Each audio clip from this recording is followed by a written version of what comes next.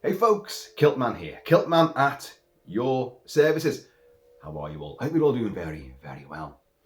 Now, welcome to the final part of our Quatermass journey, our Professor Bernard Quatermass Odyssey.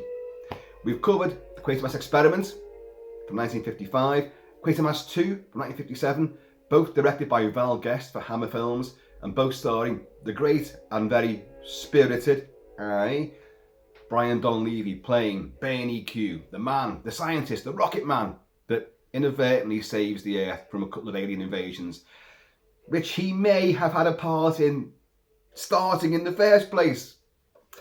And now we get the third of Hammer's trilogy. Again, written by Nigel Kneale, who created Thomas Nigel Kneale, to give him his full name, who created Professor Bernard Quatermass for 3 outstanding BBC TV dramatisations in the 50s. Hammer bought the rights, started making the movies. The third one, and the fan favourite and the greatest of the 3, is Quatermass And The Pit, which aired on BBC TV in the late 50s and became a huge hit, like the first 2. Andre Morel, the great Andre Morel, played Bernard Quatermass in that TV show. There was 2 different guys in the first 2 versions. Brian Donlevy took the part for the first 2 movie adaptations. Nigel Kneale writes a condensed, because it was a 6-hour show, condensed down into like a 90-minute movie version, like he did with the first 2 films, and it's outstanding. But whereas this should have come out, been made in about 1959, maybe 1960, there's a few problems getting this off the ground. Hammer was determined to make this movie. They had the rights to it. It was a great show. We can make a movie out of this. And now it's going to be in colour as well. Yes, Eastman colour. People go, the poor man's Technicolor. Actually, Eastman colour looks bloody brilliant.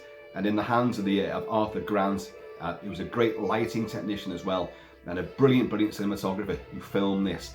The colour schemes are outstanding for the later Hammer movies, the 60s and the 70s Hammer movies. Look amazing. But there was a few problems. Hammer was trying to get distribution deals with America again, and various companies they'd used beforehand, their contracts run out. They couldn't finance any of these things. There was trouble and strife in the Hammer house. Also, I don't know how true these are, but the rumours are there, various players in the Hammer establishment have said this, that Nigel Kneale, who was never happy with having Irish-American actor, tough guy, Brian Donlevy playing Bernard Quatermass. That's not my Quatermass. I don't understand why he's in these movies. And he thought, you're going to bring him back, aren't you? And I don't like that. He wasn't too fussed on either of the movie adaptations, which he co-wrote Quatermass 2 anyway, so he must share some of the fault with that. Personally, as you know from the previous 2 videos, I'm a massive fan of all of them. And I love those first 2, and I love Brian Donlevy playing Bernie Q. But so there are rumours that Nigel Kneale, having written the script in like 1960-61 for a movie adaptation, kind of like sat on it a bit. So I don't know, but either way, it never happened until 1967. So literally 10 years after Quatermass 2 was made. But boy, what a classic of sci-fi horror genre we got there. One of the greatest of Hammer's movies of all time, and a true genre milestone again. Highly influential across the genre with later movies. Those of you with keen ears will hear that I'm playing the great score, Harry Manfredini's score. No, hang on a minute.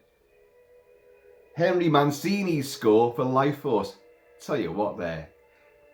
Manfredini does Friday the 13th movie scores, and I've been playing a lot of them because we're in the run to Halloween. So that's why I went down that road, the Voorhees road to Camp Crystal Lake.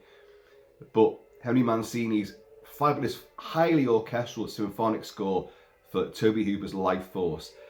There's a reason why I'm playing it, because it ties in, because Life Force was massively influenced by Quatermass and The Pit.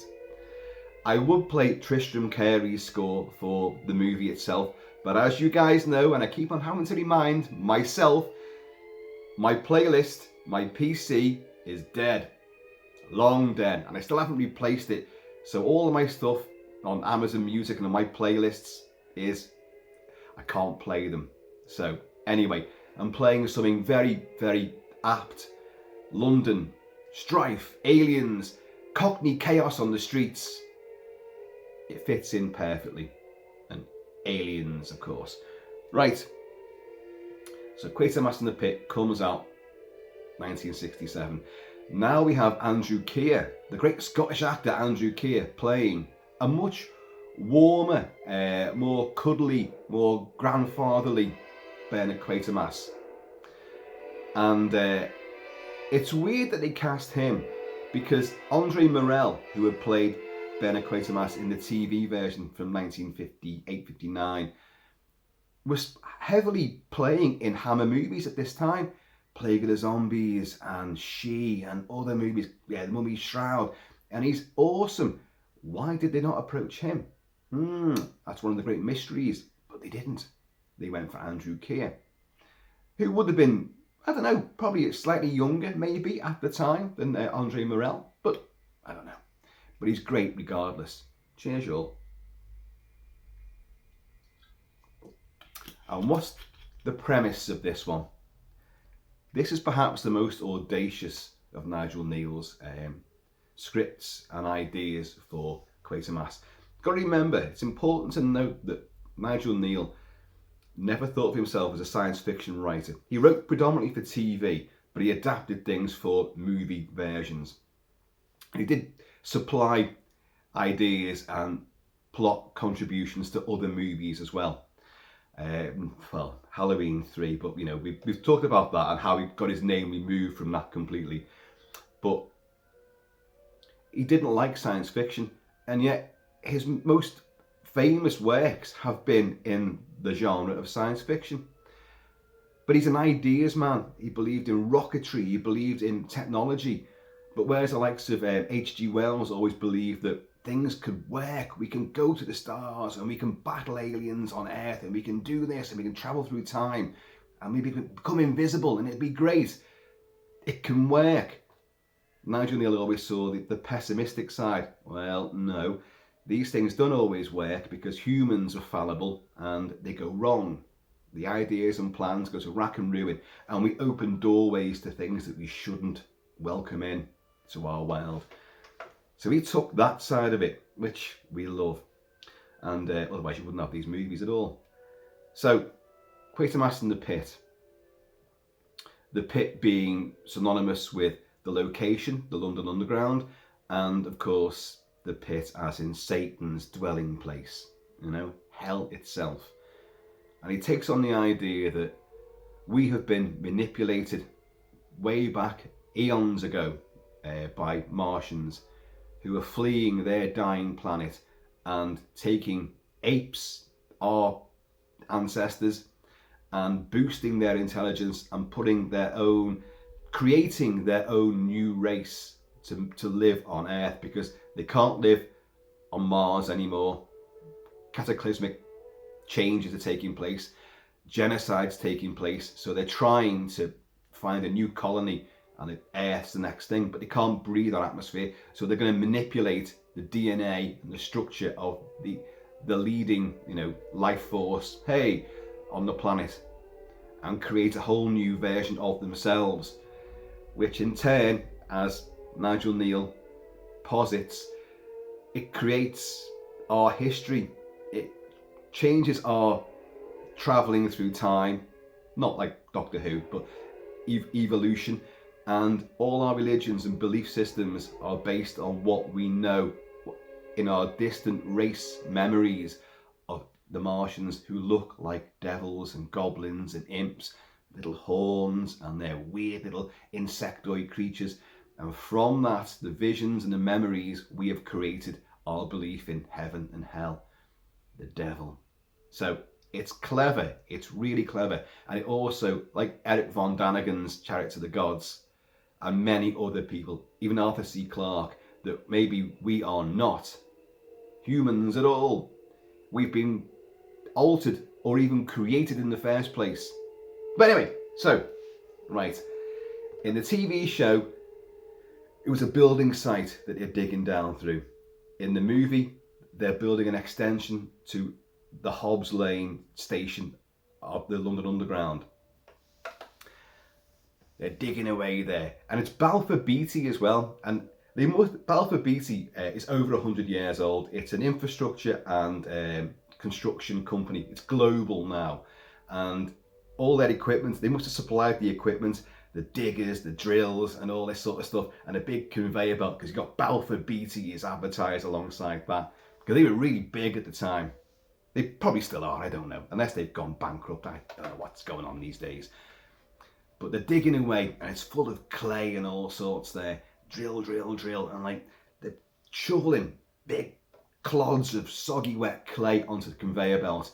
And in one of Arthur Grant's great sort of tracking shots, the camera follows a guy shoveling a load, puts it on there, keeps it straight so it doesn't fall off the conveyor belt. Camera follows it up until someone spots it further at the top, who's obviously going through all the, sorting out the clay and the detritus and all that. And there's a skull in there. Oh, hold on. There's a skull. And all these Cockney workers come over like, and they, oh, look at the gnashes on that. Wow, look at that. It's a human skull. That's what it is. You mean that's a dead man? You get all this interplay.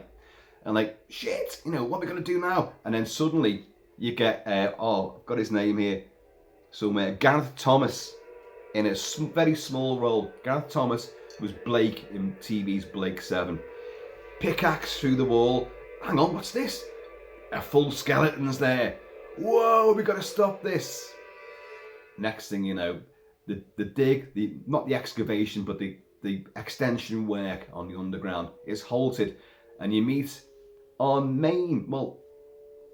top lining actor in the movie. It's not Andrew Keir as Bernard Quatermass. It's James Donald, another Scottish actor who was in Bridge on the River Kwai and The Great Escape and loads of the movies.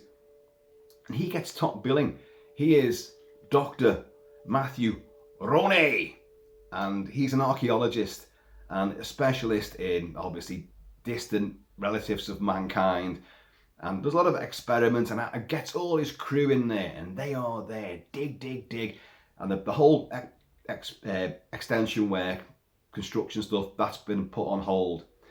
But they're finding more body parts, skeletons, but all these skulls are massively sort of elongated, not like the xenomorphs, but hugely boosted cranial elements, and yet they are pure, you know, caveman simian types. Cheers, you all. Cheers to all the caveman simian types that I frequent the pubs with. Because there's loads of us still around, you know. Us throwbacks. And so Roney's there, and like he immediately calls for like a press conference, and in a sequence which I never used to like, but now I appreciate differently in viewing the film now for purposes of this review. I was dreading this moment, but I also thought, oh, I get it now. I get it. It's funny how movies and their modus operandi and their little subtext and reasons why directors do things. And this is, by the way, it's directed by Roy Ward Baker. A Night to Remember, The One That Got Away, The Scars of Dracula. Oops, Daisy. But he began to work with Hammer quite a bit after this, and with Amicus as well. And he was a great director, but he did some great, terrific movies, but he did some shit ones as well. And I don't blame him for the shit ones. I just think he was handed garbage screenplays and really lackluster special effects as well. Hence Scars of Dracula with the floaty bats on strings and all that. Like, no, God. But anyway, so Roy Ward Baker directs with style and flourish with this, and quite a lot of vigour as well.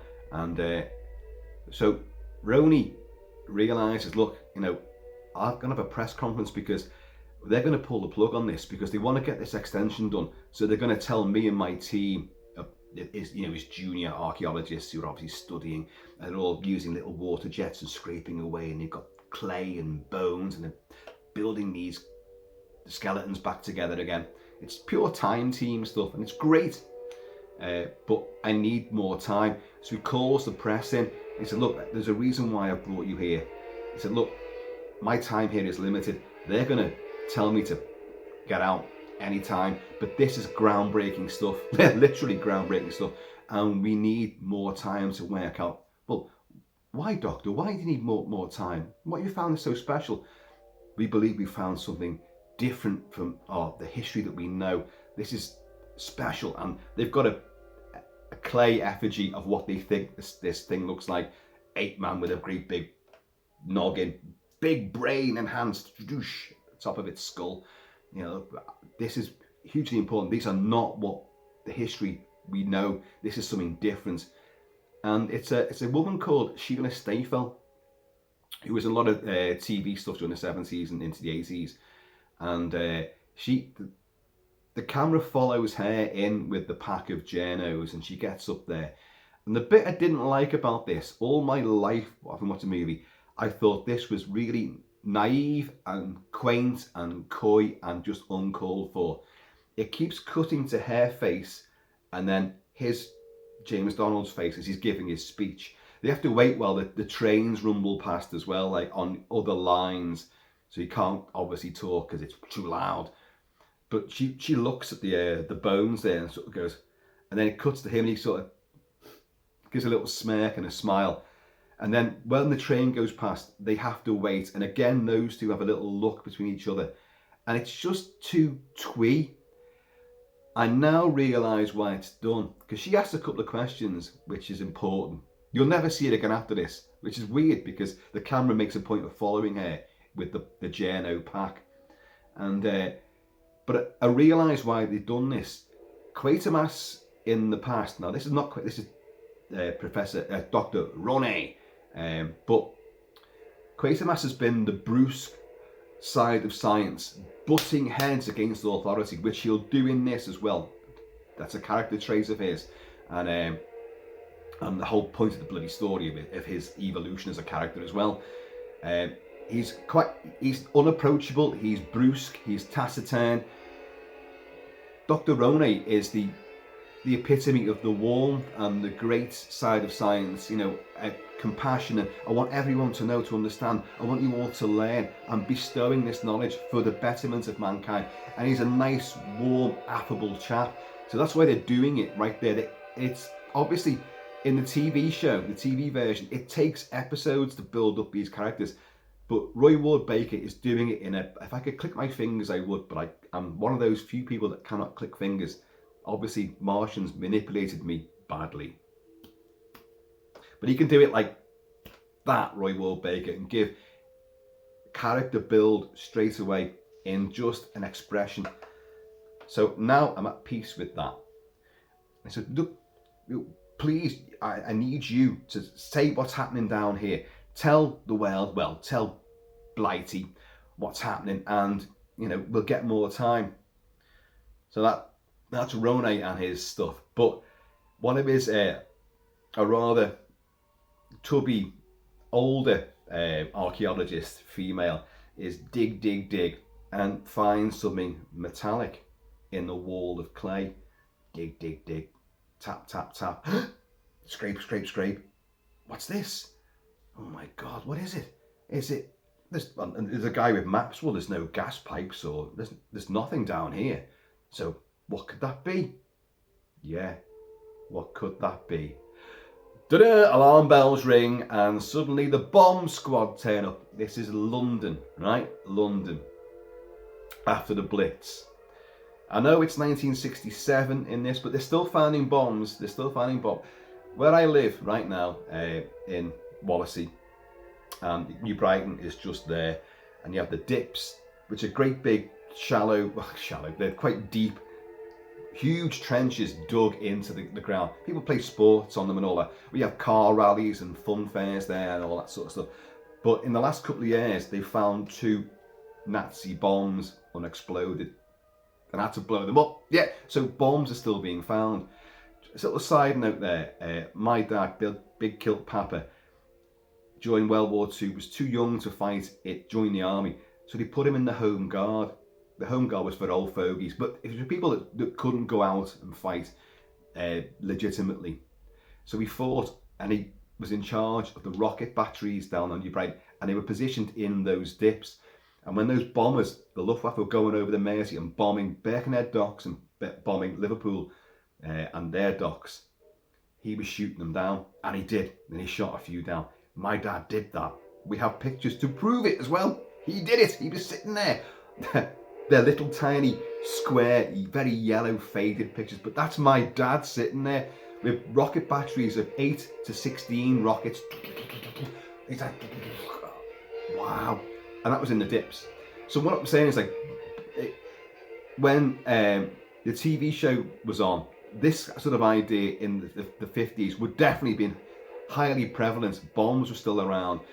Lots of blitzed buildings and derelict areas of London. So that was not beyond the realms. But in the 60s, flower power, a lot of people have forgotten about all this. So it would have been, my God, we found a bomb.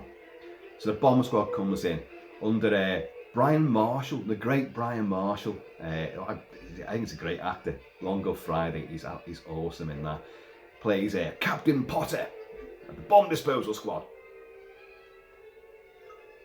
And they arrive and they filled this, what was an extension of the railway, digging the tunnel out and all that. That's gone. Ronay's excavation, that's now been ushered out the way. And now you've got military personnel in there. Gaiters, boots, berets. And they're all there giving it loads. And there's a great shot of James Donald standing there getting really pissed off, you know. That's right, tear it all up, you know, because now his project's been completely hijacked and he's eating, you know, a chocolate bar, and the way he's eating it, it looks like Gerald Bringsley from An American Werewolf in London. I'm pointing to Paul Garner's fabulous artwork for American Werewolf in London. Again, Gerald Bringsley's on the London Underground, gets taken out by the Kessler Wolf. We know all this, but it's like, you know, I should report this, and he's munching chocolate bar from one of those underground confectionery little, put your money in and you get the wrong fucking thing, comes in like, fucking hell, I didn't want that toffee crisp. I wanted a marathon.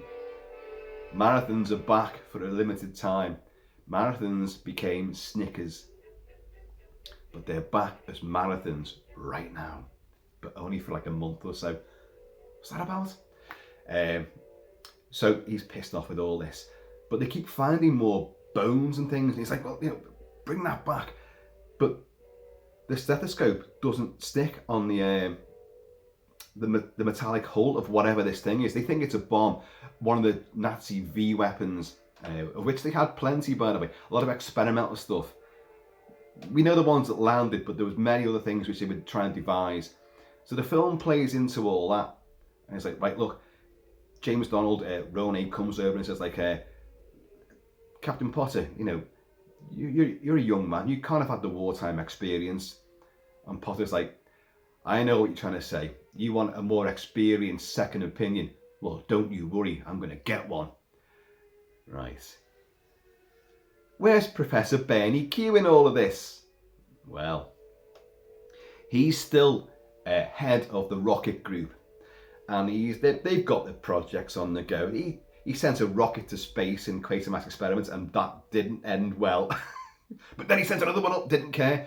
Then he's trying to do a lunar colony, which gets copied and becomes an alien base on Earth for Quatermass 2, where he's a much more heroic guy. And but he's still head of this rocket group, but the military are heavily involved under the auspices of Colonel Breen, played by the great Julian Glover. Yes, Admiral Veers from Empire Strikes Back, that twat after the Holy Grail in Indiana Jones and the Last Crusade, many other movies, and he's wonderful as the absolutely stiff upper lipped, you know, top brass twat of authoritarianism, Colonel Breen.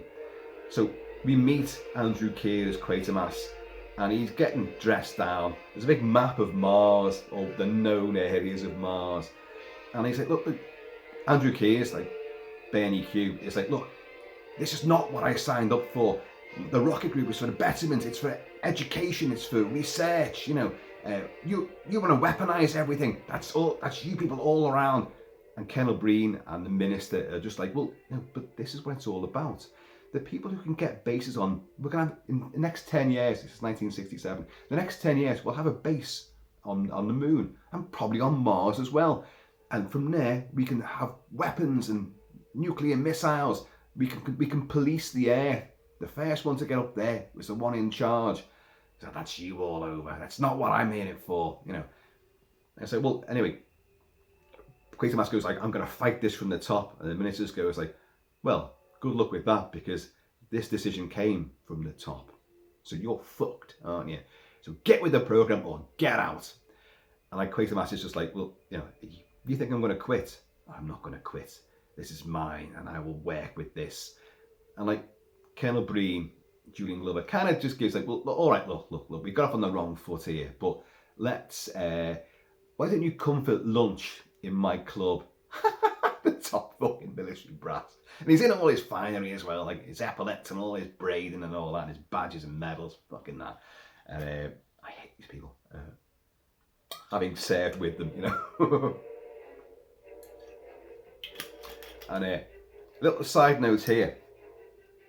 His name is Breen, Colonel Breen. In the last few years of my career, not military but ministry defence, I worked for UKSV, United Kingdom Security Vetting. We were vetting everybody, security. I've discussed it before, and the fallibilities of it and the failings of that system. I've discussed it a lot.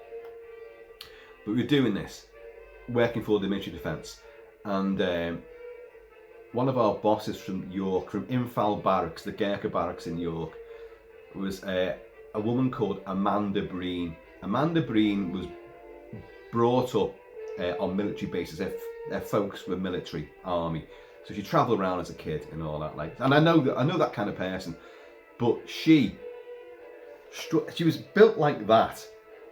And she wasn't unattractive, I'll be honest, but her hair was tied back severely and she had glaring eyes. But when she joined our team in Liverpool, she ruled like an absolute fucking vulture. Hands behind her back, and she'd march and she'd lay down the law. But she was absolutely pathetic and a laughing stock. And we ripped the piss out of her. As the couple of years went by that she was with us, 3 years that went by that she was with us, she warmed and softened. She did change, because she knew she couldn't. You can't change Scousers. You can't. You can't ride roughshod over them. Although the government thinks they can. And so did the South Yorkshire Police as well. Yeah, but we won't go into all of this. But she changed, but she was a laughing stock. But I remember she went, because we were going to be moved out of the MOD into the Cabinet Office, and that was not a thing any of us wanted.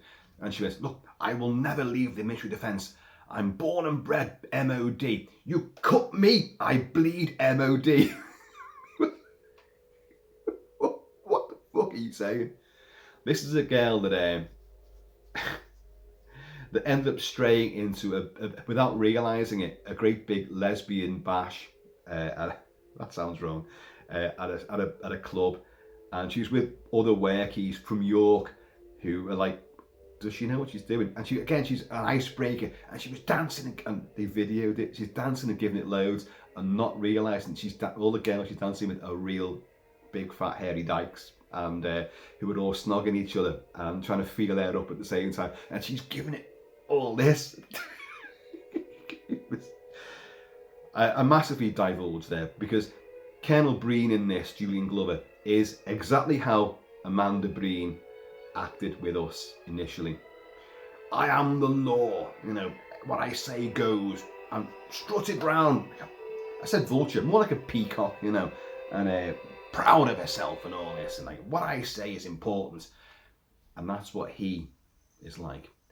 Closed-minded, totally focused, blinkered, won't listen to anyone else's stories.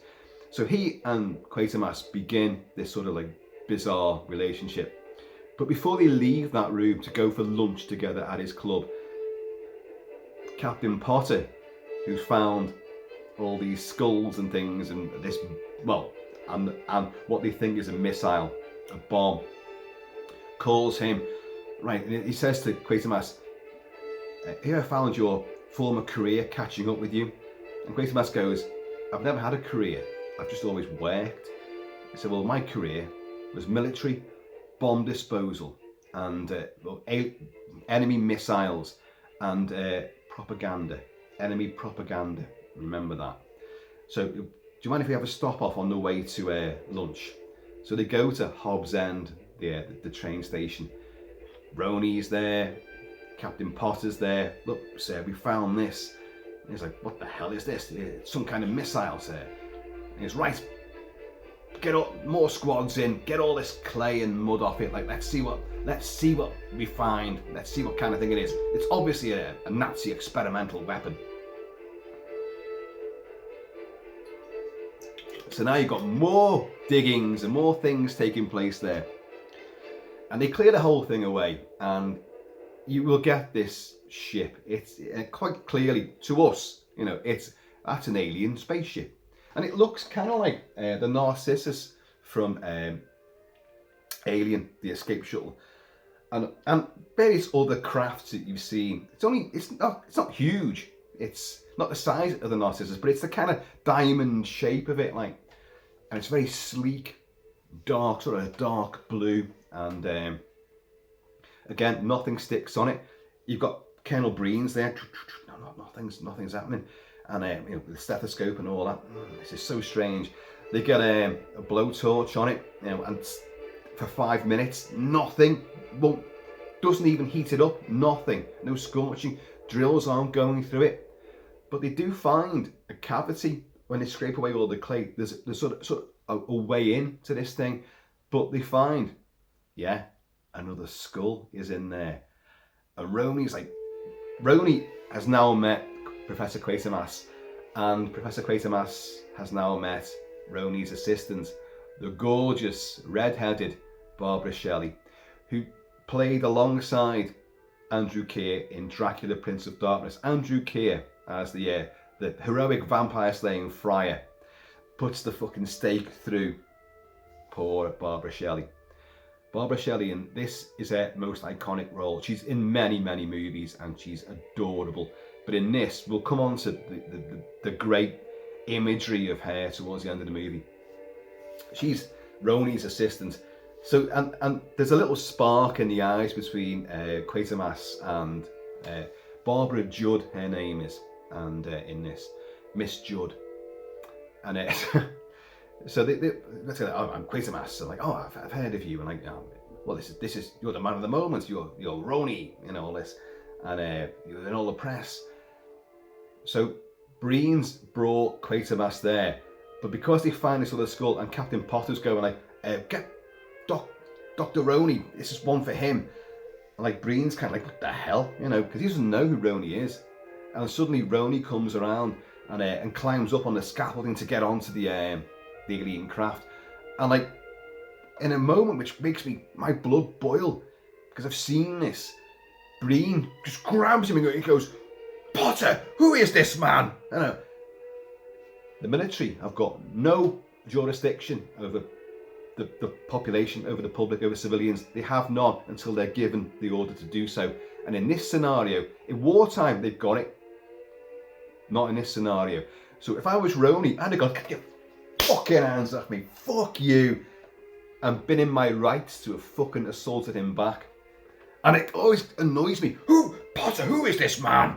And I, his aggression's so fucking overt. And but that's when I quit myself, like, oh, don't you know, this is Dr. Roni. The way Andrew Keir says it is, Roni! it's beautiful. This is Dr. Roni. He's the man of the moment. You know, this is his site. You know, he's found all these 8 men. You know, well, that's got nothing to do with this. This is a bomb. I want him out of here. But like, where did you find this? He says to the trooper. You know, like, well, the sapper. And he's like, well, it was inside. It wasn't underneath. No, it was inside this cavity. So like, how could it be inside this thing? Breen just goes like, no, it's underneath, because obviously when the missile struck, it drove these things further down. That's all it is.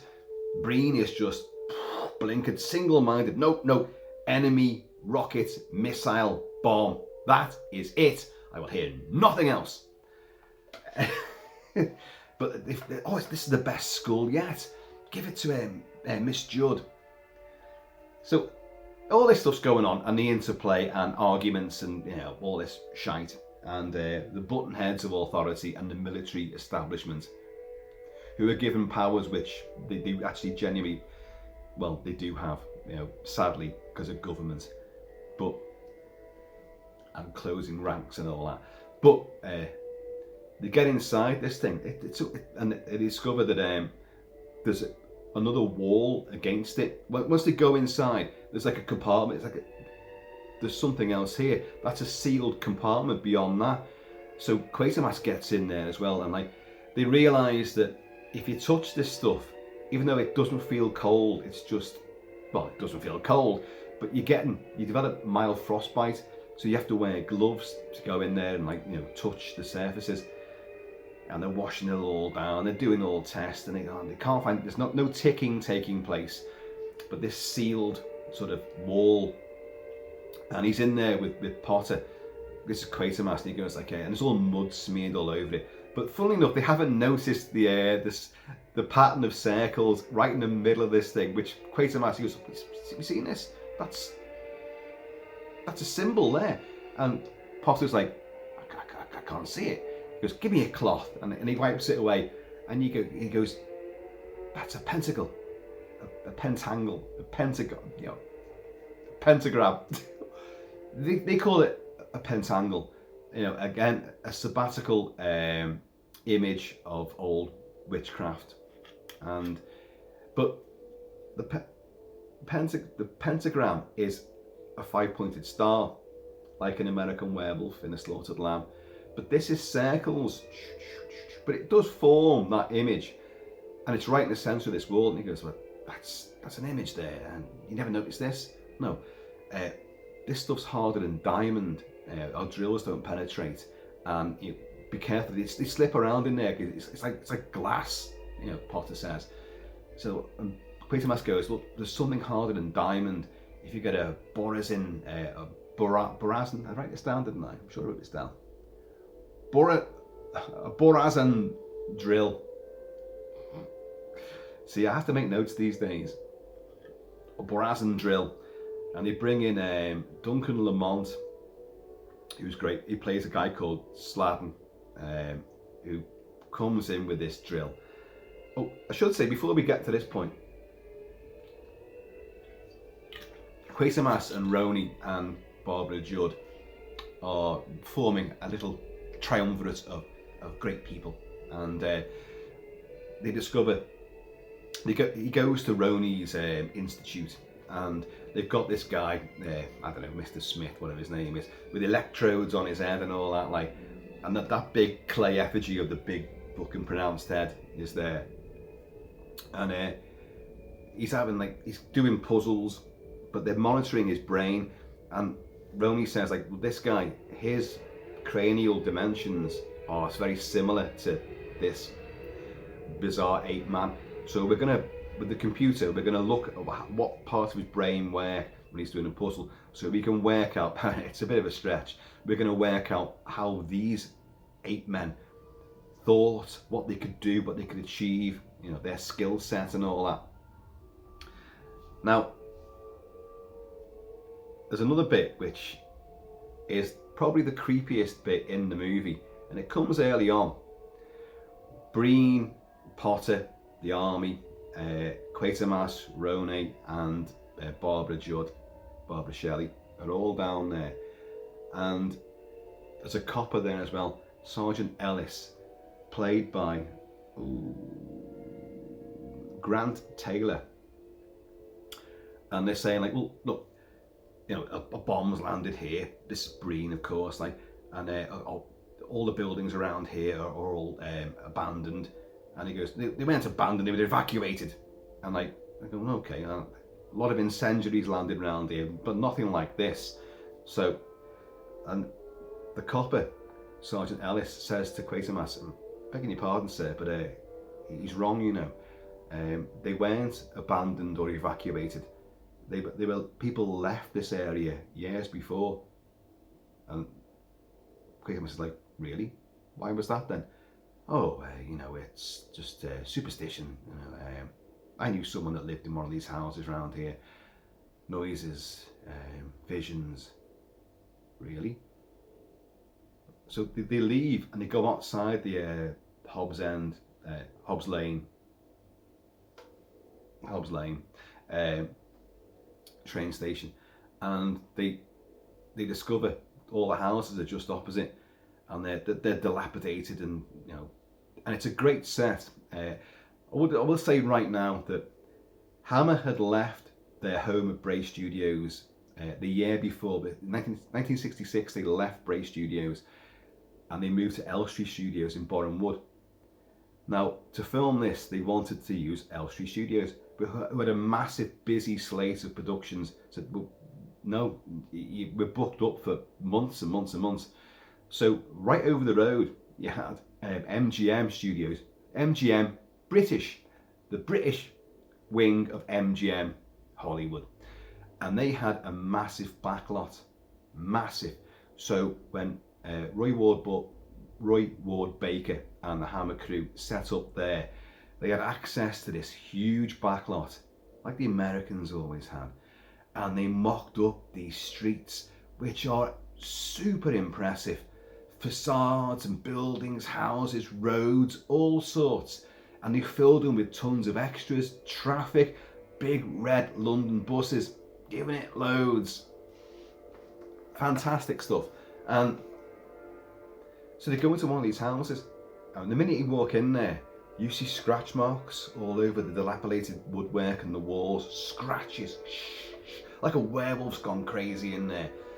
And like, this copper, suddenly beads of sweat appear on him, and he's like, you can see he's getting distressed. A door creaks open to reveal more scratches, and they search around, and like, they're asking him, well, what happened? Well, there was talk of visions of small things going through walls, sometimes several, and Quatermass is like, he's a man of science. He's like, although he's encountered aliens before, so he should be like open to a lot more sort of stuff.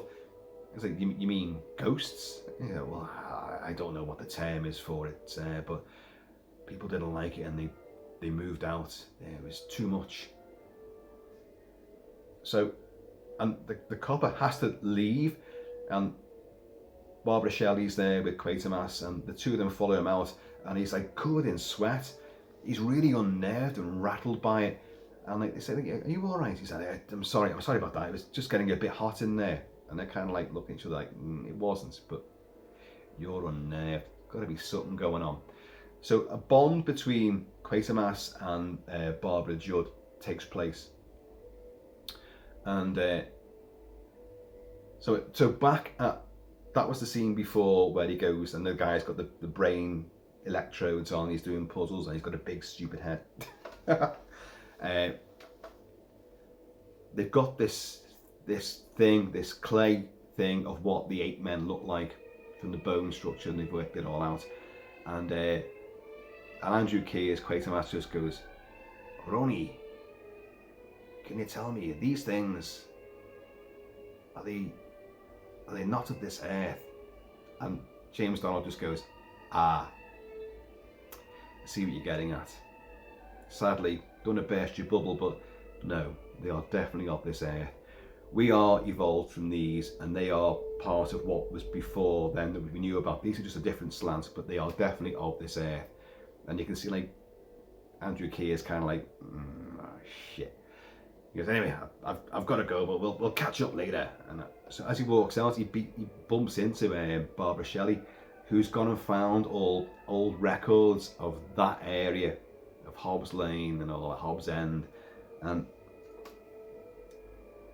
she was like, he says to her, like, you were taking a day off, weren't you? You've been working too hard. She was, well, no, I'm like you. I'm interested in this. She was like, after what the sergeant said, the police sergeant said, I've been doing some digging. Yeah, metaphorically, but digging's a huge part of what's been going on there.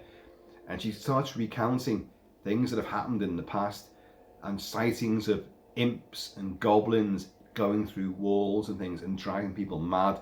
And he's like, oh, come on now. We're scientists, we don't fall for this. You're not believing in ghosts and the supernatural. She goes, well, you were yesterday. He said, but I've slept on it since, Anyway, they they will go to Westminster Abbey to meet the librarian there, who has old scrolls and texts and all that. Like, and it's kind of comical because he comes out with this absolutely huge fucking tome of, you know, biblical, well, literally biblical, and, you know, sizes and proportions, big pages. It's all written painstakingly in great big Latin scroll calligraphy, and he reads out. And what we learn is that way back on that site, way before, it even goes back to Roman times, a tree felling exercise there caused things to be seen, noises, people to go mad. Then you had they dug a deep well, which a few hundred years later, which caused enormous disturbances and drove people mad, and people kept away from it. So reputation was there. And then of course you got the station was built way back when all the people who were living there experienced all these things, and the scratch marks and the imps going through the walls and all that, and they all left because of that. And now you've got the same thing taking place. You've got disturbances and weirdness because they're building the extension there. Now they bring in the Borazan drill, and Duncan Lamont, who played Victor Caroon in the TV version of the Quatermass Experiment. He was the monster in the TV version of the Quatermass Experiment. It was Richard Wordsworth, of course, in the movie. He was outstanding, but Duncan Lamont's brilliant as well. And he plays Sladen. He, in his gumboots and his donkey jacket and all that. Hey, you know, I've got my generator, I've got my proper drill. You army boys, I haven't got a fucking clue. I'll do this. Sets it all up, like, right. Colonel Breen, you're there. Quatermass, you're here. Right, I'll show you what I can fucking do with this fucking bit of kit I've got. Fucking amazing this, you know. That wasn't pairs. And after this, we're going to ride out the barrel. Gets the Borazan drill on it. Doesn't do a damn thing. Just fucking doing nothing. And it's like, oh. But it's causing vibrations. Ooh. Whoa, things are floating around, and Quatermass is going, the noise. Colonel Breen. Julian Glover does this great thing. It's very similar to, I kept getting reminded of Michael Ironside in Scanners when his eyes roll over. Not Jaws, you know, when he comes at you. He's got black eyes, like a doll's eyes. Doesn't seem to be living till he bites you. And those black eyes roll over right. Well, Julian Glover does this, and those eyes, he puts his eyes, his pupils to the back of his head, and he's like, his fucking hat's swiveling on his head. But I'm like, turn it off, Jesus Christ, and then all come out. Now Breen, just off camera, throws up. You hear him go, and then tries to straighten himself up, you know, his uniform and all that, like. And they go, Colonel Breen, you know, we can't do that. There's something wrong with this. This is something different, you know. So, no, it's just a bomb. It's just vibrations, you know. We're just affected by it. Try it again. Oh, if you want me to and all that, like. And it's bizarre. What they get nowhere with that. But obviously Quatermass is now like, there's something really bizarre taking place here. Breen, do you not understand? This is not a missile. It's not a bomb. It's something else. You know, you're mad, you know. They find that there's a hole in this thing, which they're trying to get through to the other chamber, which is sealed away. And there's a hole there, but Sladen just goes, I didn't do that. That wasn't there before. I did not do that. And he said, like, for one thing, my drill bit's not as big as that. This looks like it's been melted. And as they watch the whole thing, and a kind of psychedelic visual effect, Les Bowie does all the, and Les Bowie Films does all the effects for it. It just splinters in, like, and the whole thing, it kind of melts and crumbles away to reveal, like, a crystalline catacomb of Martian dead bodies. And there they are. And they're like, fucking hell, what's all this? Like a prism, one of them kaleidoscope things. And they're there, housed, and they look like locusts or grasshoppers, but they have horns and weird faces and devilish countenances. In the TV show, the spacecraft looks a bit naff, but for it is a spacecraft. In the film, it looks massively better. But I will wager that the aliens in the TV show actually look a bit better. The Martians look the effects are better for it. Maybe black and white masks a bit, but these look, they just look like big bugs, big grasshoppers, very green, and the whole thing breaks away, and they're like, oh, the stench. They've been dead for millions of years, says Quatermass, and Roni's like, they're gonna fall apart. Roni's there as well, I should say, and like, they're gonna fall apart. We've got to preserve one of them. Get some sandbags and something to put it on. So these poor fucking troops are like, what do you want? And they're going like, the fuck is that? And it smells like, oh god. And they're all doing like, I'm kind of reminded of the Thing when McCready and Dr. Copper, is that a man in there or something? And they shovel up something from the Norwegian camp and they bring it back on the helicopter, and then we found this, and they're all going like, and steam's coming off it, and they're going like, it's the split face thing. And Donald Moffat as Gary, who's the ostensible leader of the camp, but he really isn't. He gets usurped continually, and he just goes because the stench is real. In the movie, the stench is real, so their reactions in the Thing are genuine, and you do see that with this, but they're acting, and it's just, it's beginning to decompose, and this fucking stench is coming through, and even like Brian Marsh was going like, and they get it onto where it begins to leak, this pea soup, this mushy, like the sauce from a tin of mushy peas, it begins to leak out, and it's grotesque. Very livid, very lurid, horribly green. Like, hurry, get something on, one of these sackcloths underneath it. So, what do you call them?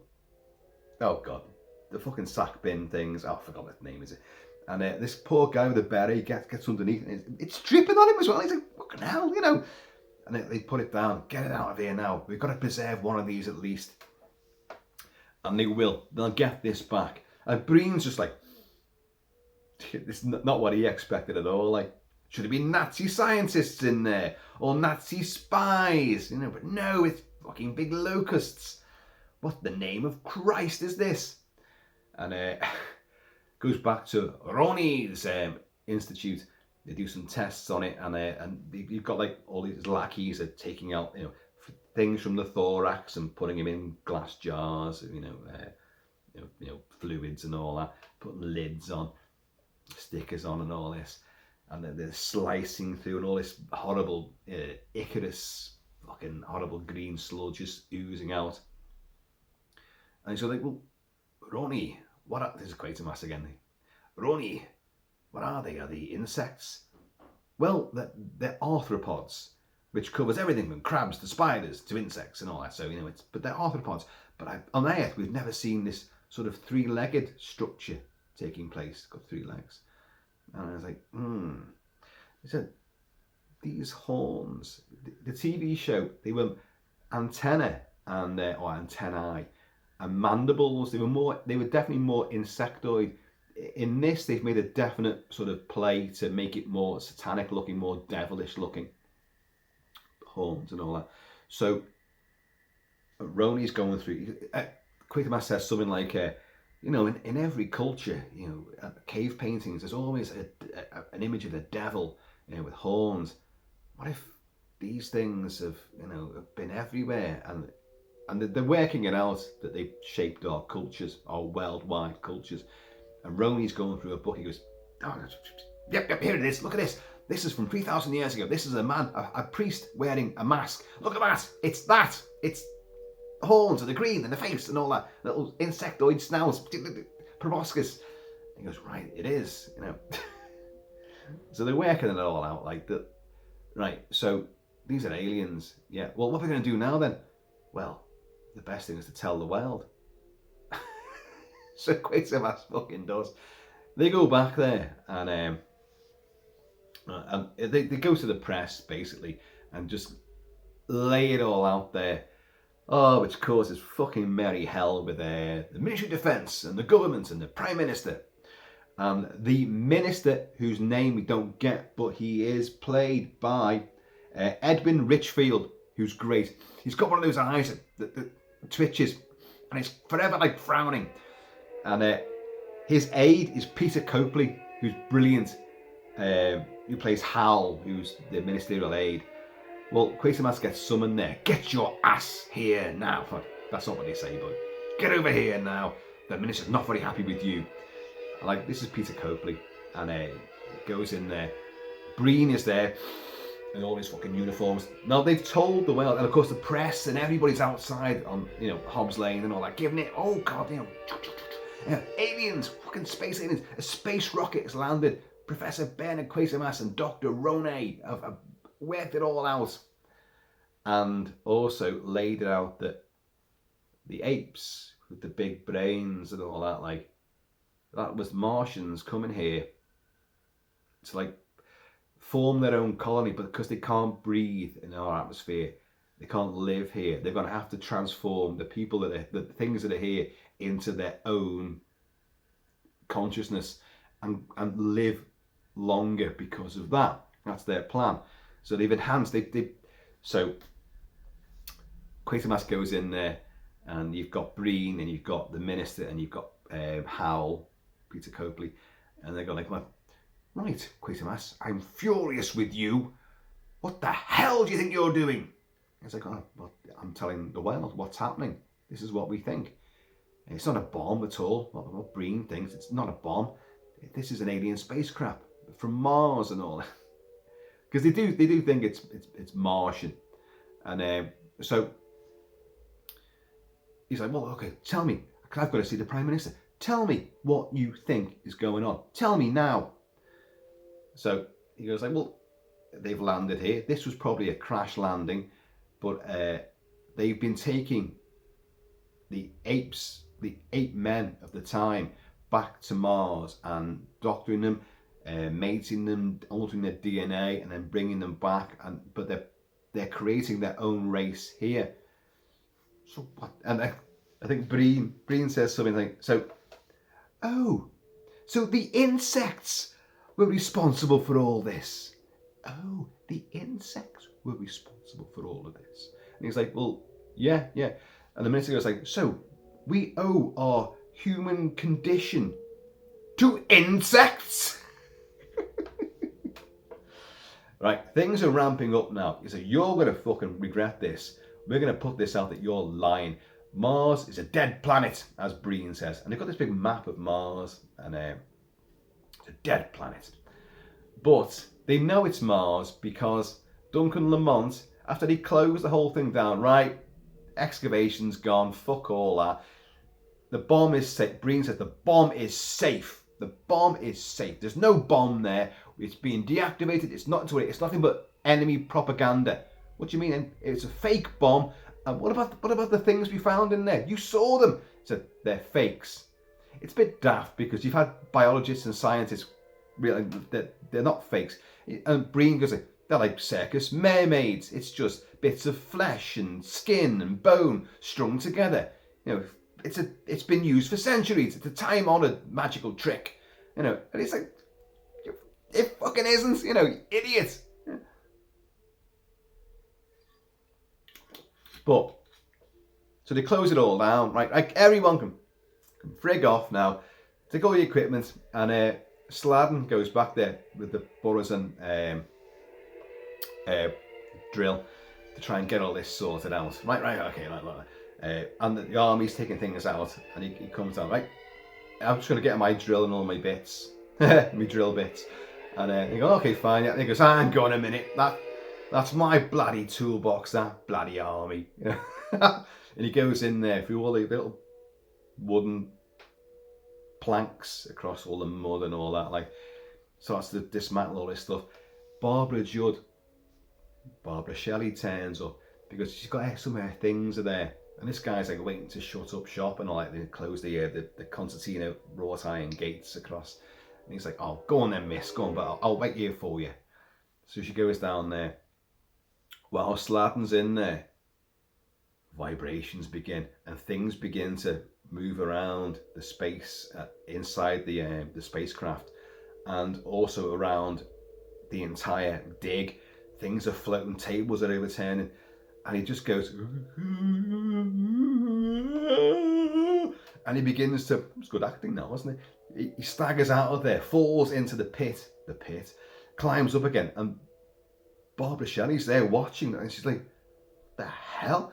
And he's like, and you can tell he's consumed by something. He's gone insane, and he's doing this staggering dance.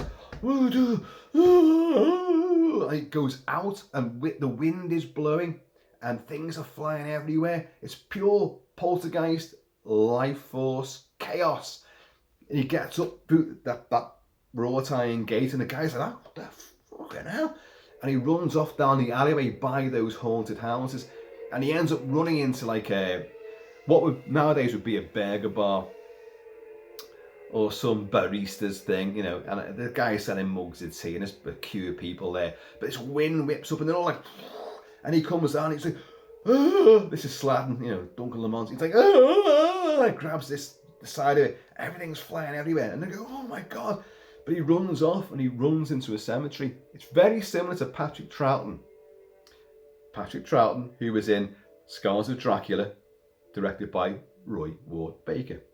But Patrick Troughton in The Omen gets, as the priest Father Brennan gets, the devil sends a killer storm after him, and he manages to run to a church like, but gets the spire. The weather vane it is. Gets impaled. But he gets into the cemetery, runs through the graves, hits the ground, and then you can see how they've done it, but it's a nice effect. The ground ripples underneath him. Alien force is just there. And he's like, cut away. Next thing, you've got Quatermass and Barbara Judd arrive at the church because the priest, the unnamed father, who, if you look at it, it looks like a young Ernest Borgnine, or Borgnine, some people say, without any stubble, but it's his face, it's Ernest Borgnine's face, and he's like, look, he called out for you, but he's possessed. I think he's evil, spiritual infestation, you know, possessed. And they get there like, Sladen, what can you see? And what happened? And Sladen is he's just like in the chair like that, and he's just like, I saw them. Who? Them. They were everywhere. They were running. They were jumping, leaping.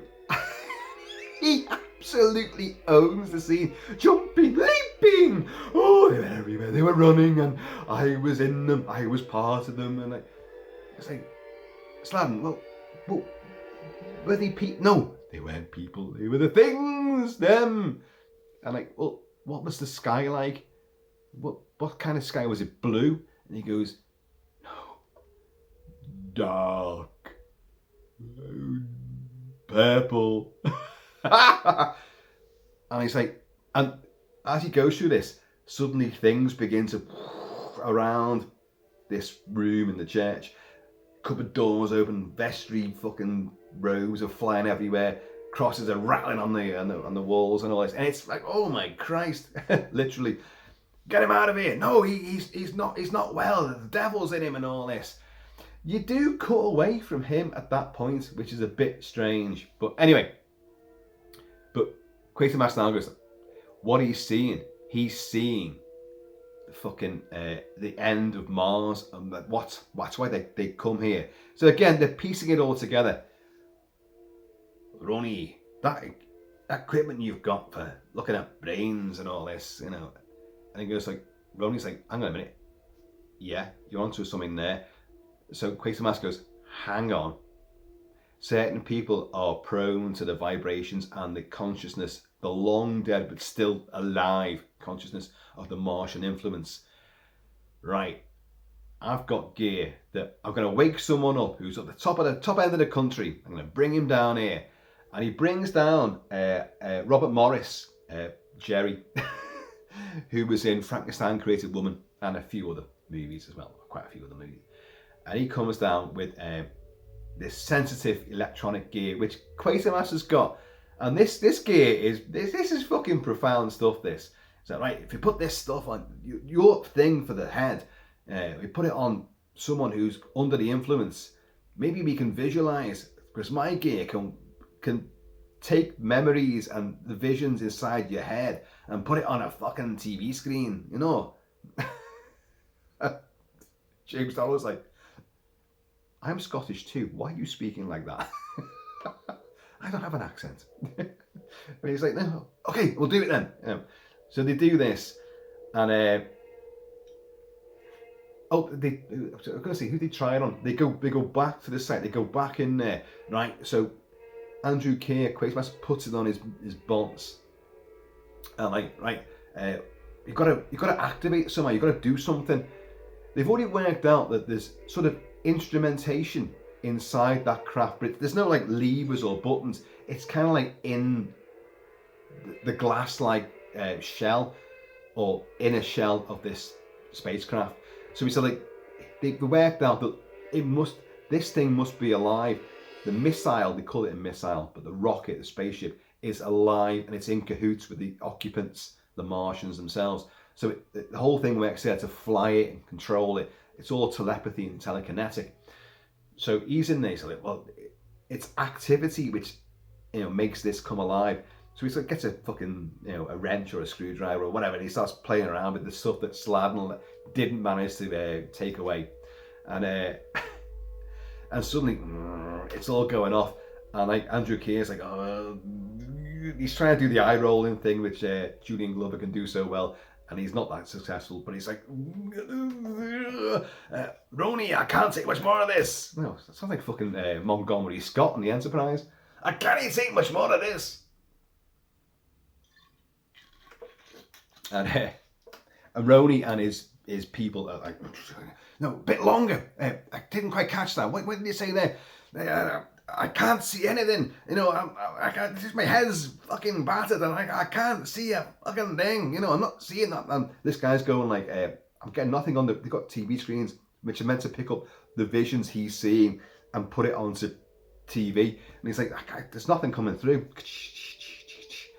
I should say they tried. They did a demonstration with this just prior with Roni, and they sat him there. He's in some kind of trance. And they've got the thing on and the TV, and it's a little country lane and someone on a bike, and they go, "Ah, it's nice, isn't it?" so it can depict what you're visualizing. See again, Nigel Neal, ideas, and but Andrew Keir's kind of like, look, I'm not seeing anything, Roni, and but Barbara Shelley, Barbara Judd, suddenly goes towards it, like, and she's under the influence, and he notices, and he's going like, hang on a minute, I think I'm taking this off, and she goes, let me do it, I can see them. So they put it on her head like that, and suddenly fucking everything's giving it loads, and you're getting an image on the screen, flickery noise bars, locusts, and they're going like, guys, we've got it, and like this guy comes running through to them, he goes like, we've got it, I've seen them, they're on the screen. So they take the thing off and all that, and they go back to the ministry, and they sit everyone down, Captain Potter, Brian Marshall, Colonel Breen, the minister, the minister's aide, and fucking everybody's there, like, and they play this. Now, folks, if you've seen the film, you know what I'm going to say right now. The effect you see here is absolutely garbage. It really is diabolical. In the TV show from 10 years before, it looked infinitely better because they didn't try to show as much. It was more fragmented, and it was more shocking the way that they did it. In this, you've just got puppets and marionettes like on a stick being marched along like that, with like fuzzy little light balls of fizzy sparks flying past, and it's depicting an insectoid genocide. a purging, cleansing of the hive.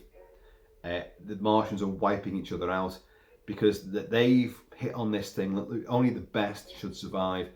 So we're going to purge all those who are not worthy. Anything that's different, that's not, alpha fucking perfection. So they're killing everything else. So you see, it's so bad. It really looks awful. And it's a testament to how strong the film surrounding it is that it doesn't derail it, because otherwise you'd be like, oh, I'm out of this. That's fucking garbage. You've really ruined it. But the film itself is so much better, and the other effects are so much better that you're like, how did you drop the ball with this particular bit? I don't know. And almost to really hammer home, hey, people say I make these things up. I fucking do. Just to really ram this home is that the minister and the minister played by Edwin Richfield, who's got that sort of twitchy, angry eye. He's sitting there and he's watching what we're seeing, and he's going like, he's like the audience. He's just going like,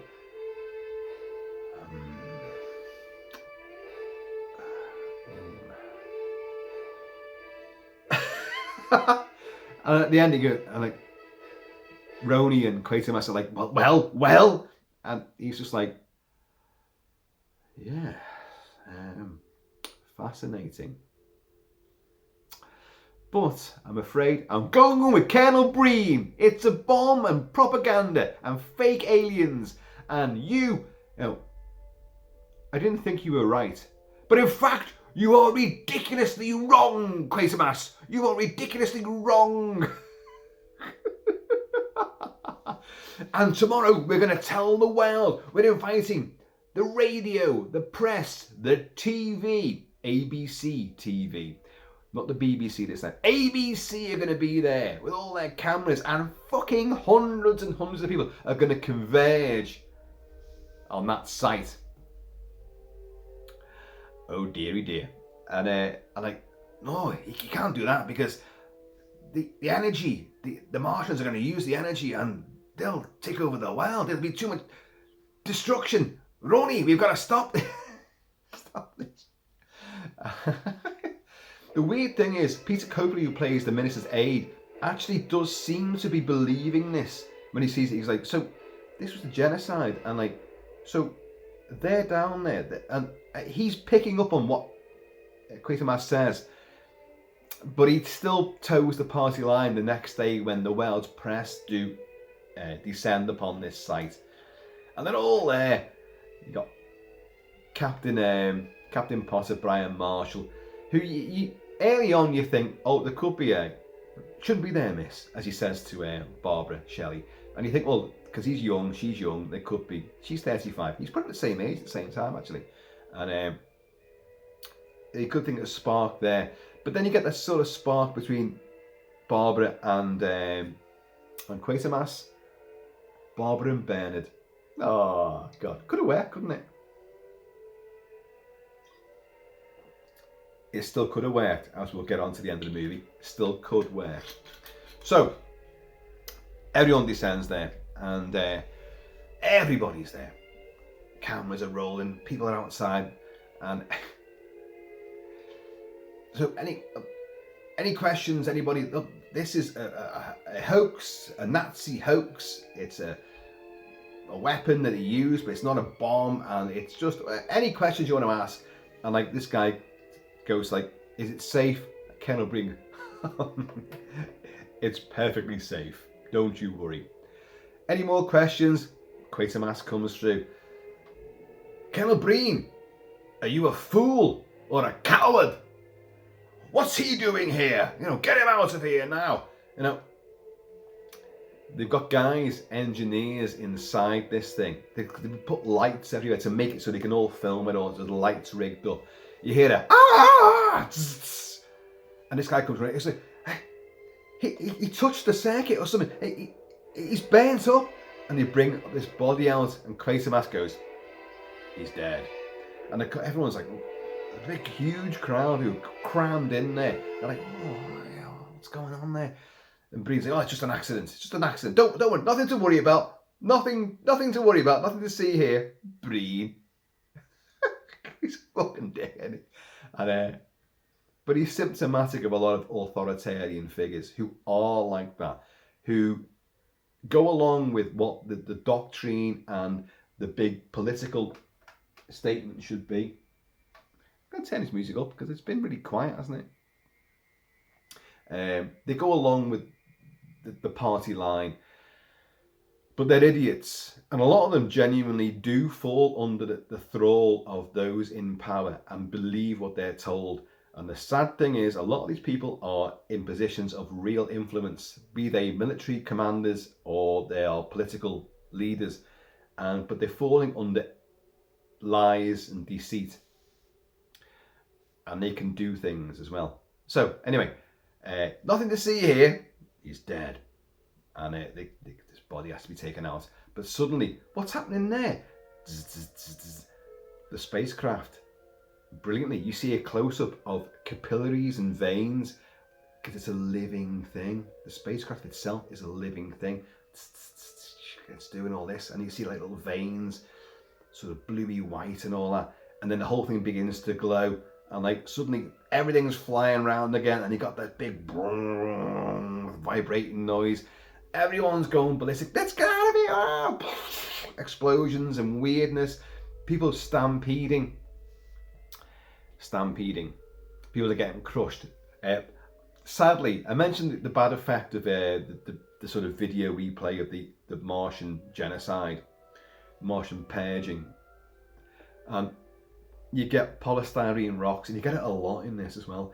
Towards this big finale, polystyrene rocks bouncing and hitting people and bouncing off people, and people jumping over them, and it really is fake. But well, of course it's fake. People are getting crushed in the big stampede and all this.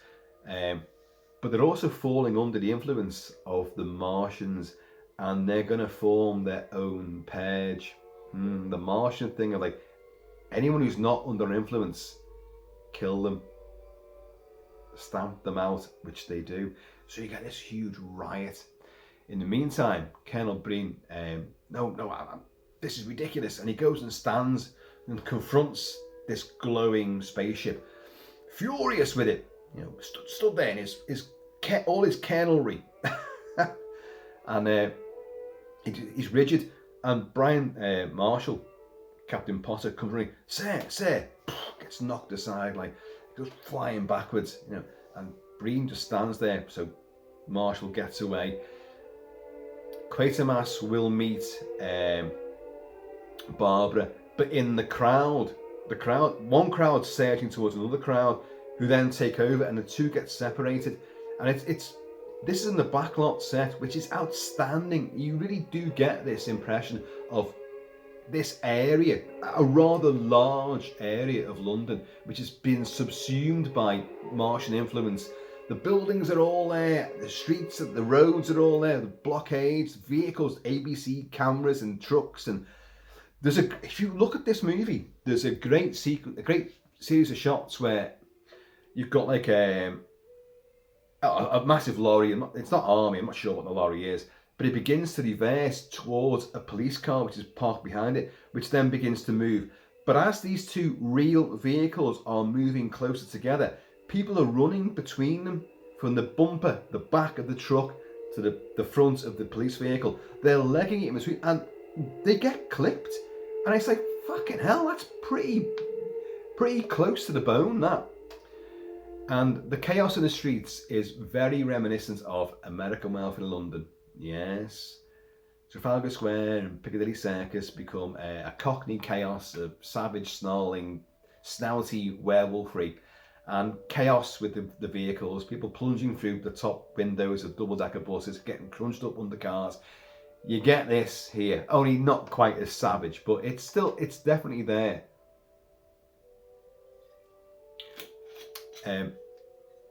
Quatermass falls under this spell as well. He's under the alien influence, and it's a clever move. You think, oh, he's our hero, but no, he's susceptible. He might not have seen enough before when he put the things on his head, but we know that Barbara Shelley, could see them. But he's going with the flow of the pack, and they're weeding out people.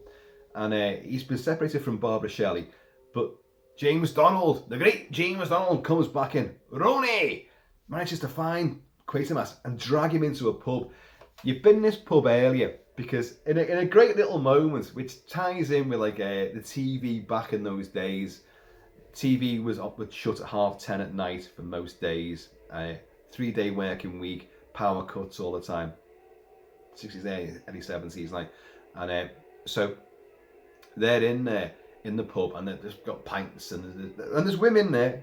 That wasn't always the case back in those days, having women in pubs. It wasn't.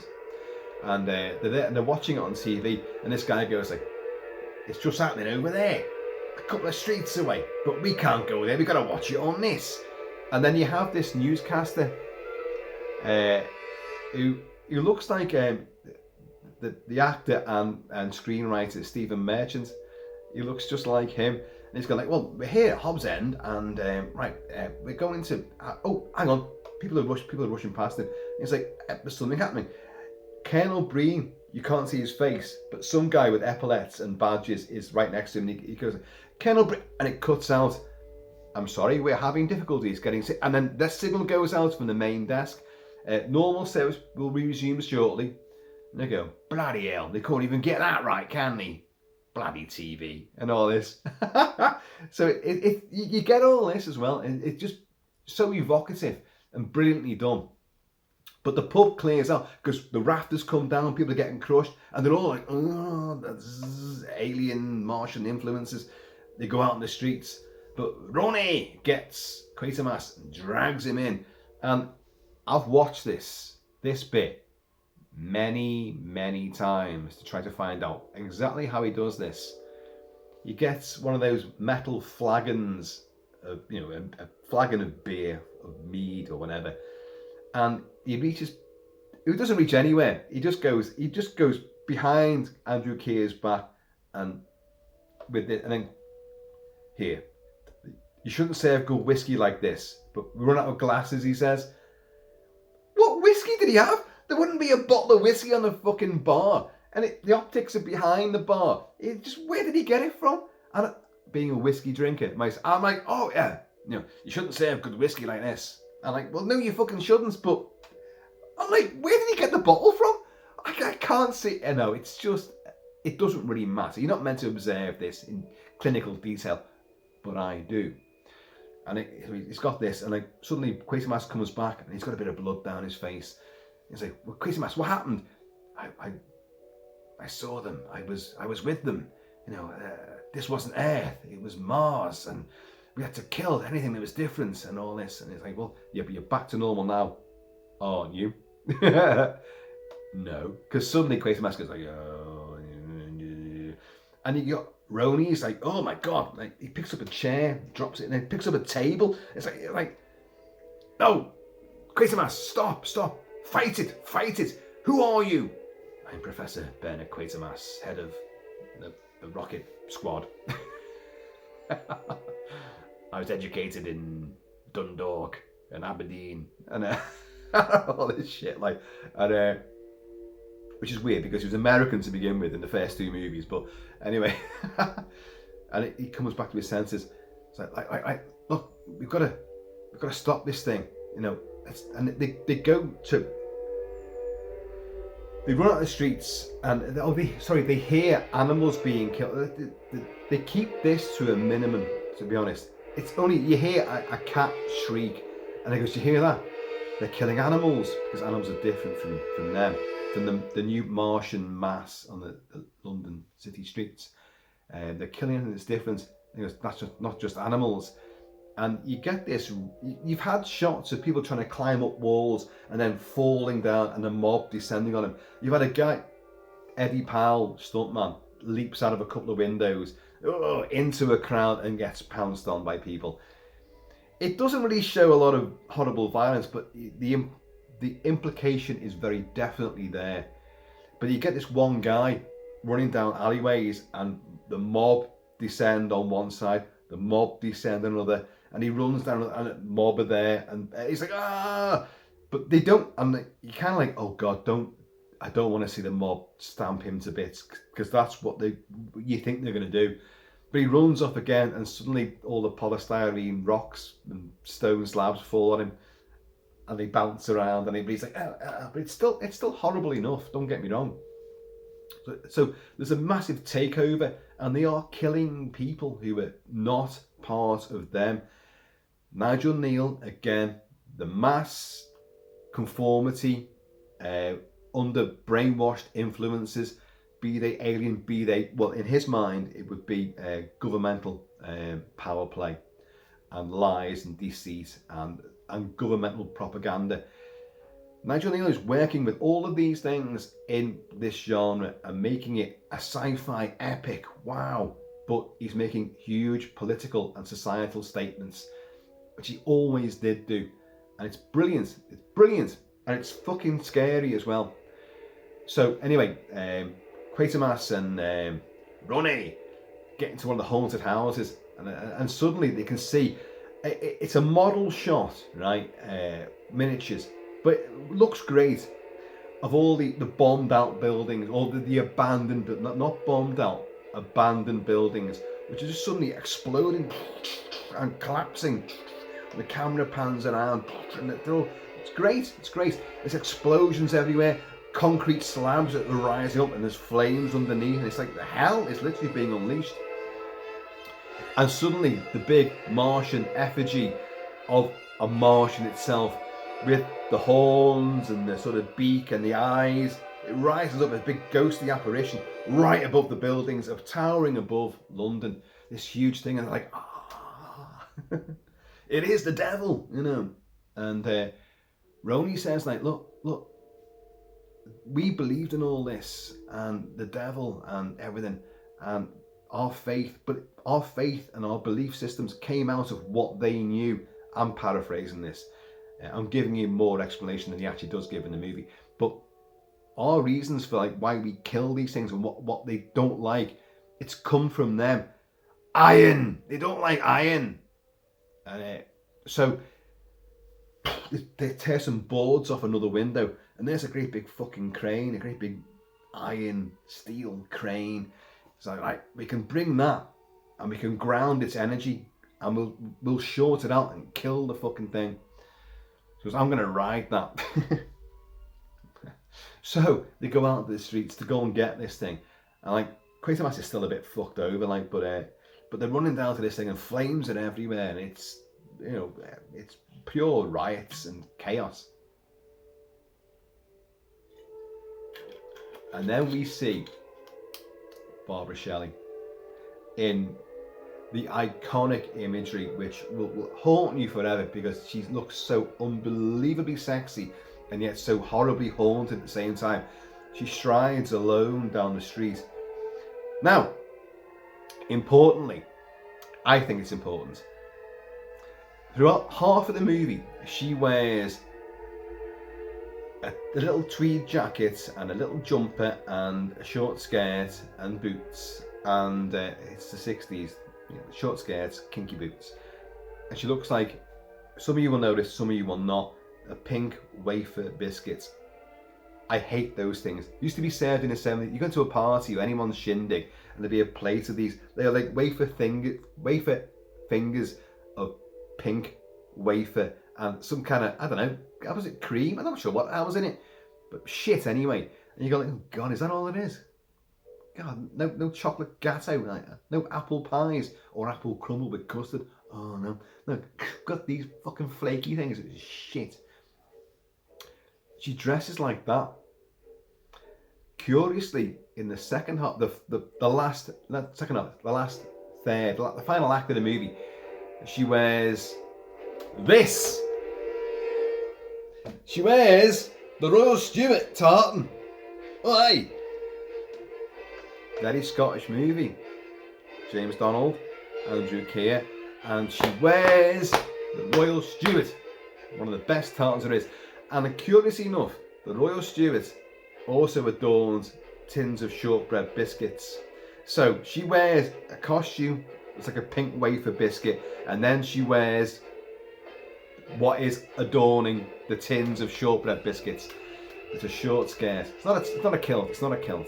She's wearing a short skirt, and she looks absolutely iconic, adorable. And the day of the bras of old used to project somewhat, and she looks amazing. She strides down this debris-strewn, hell-spawn street of pure apocalypse towards it. A fire hydrant has gone off. Oh, no, that's American, the fire hydrant. But water mains burst, just fucking water everywhere. No, we don't get a wet t-shirt thing going on. We don't, sadly. But Roni sees it and he goes like, Quatermass, go around the back and like stop her. And Quatermass is like, well, wait. So he says again, go around the back and stop her. I'm not sure why they want to stop her. I can only presume because she's under the influence and she's kind of powerful, or that's what they're thinking. I don't know what they think she can achieve. You've got the big devil Martian effigy towering in the clouds.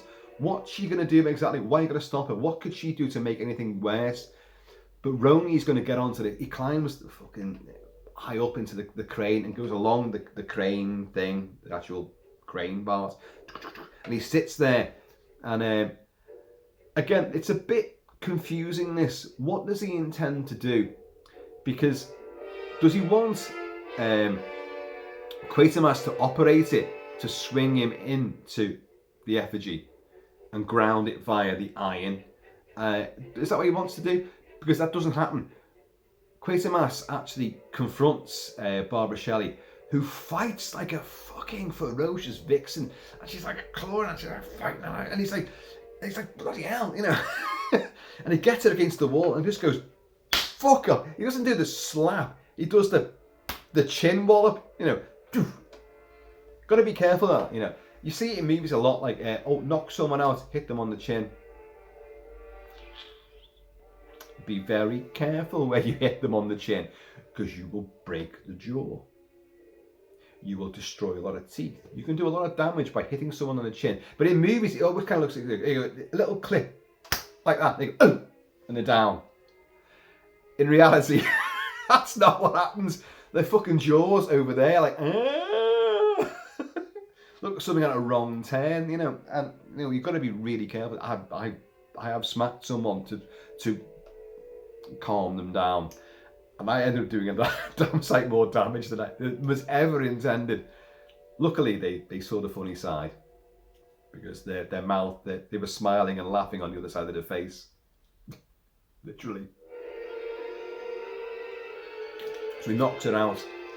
But so I'm not sure whether, like, it's not said, is Quatermass meant to go and operate this thing? But Roni sits on top, and then suddenly the earth gives way, the foundations, and the struts of this crane. It swings the crane, and Roni's like, and he's sitting there like, it looks like a bit comical, to be honest. And he's looking very, very, very serious.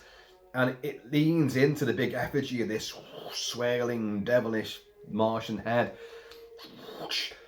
Boom!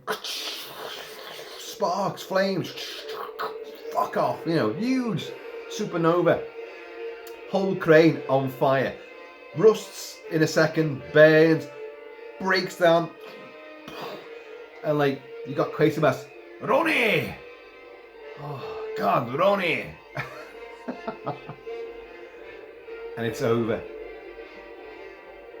Nicely climactic sort of bit of music playing as well. It's over. Martian influence is gone. You don't see any of the people return to normal, but you go back to one of this Bournemouth, MGM British backlot, where all this is played out in the finale, and he finds Barbara Shelley, and she's just sitting there, and he just hits some debris, a wall, and just, it's like, and this finale is absolutely brilliant, and it's really nihilistic and very grim and dark and totally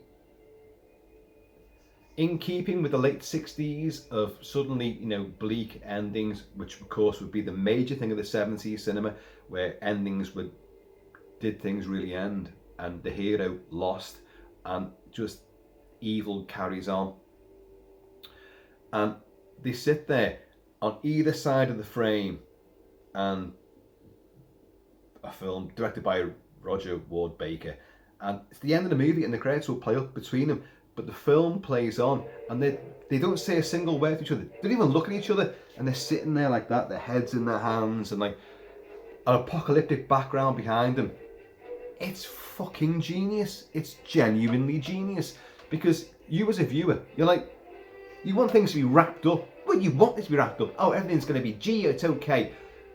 They are telling you now it's not going to be okay. Quatermass has got no idea how he's going to explain this. He's just seen a guy that he loved and respected sacrifice himself.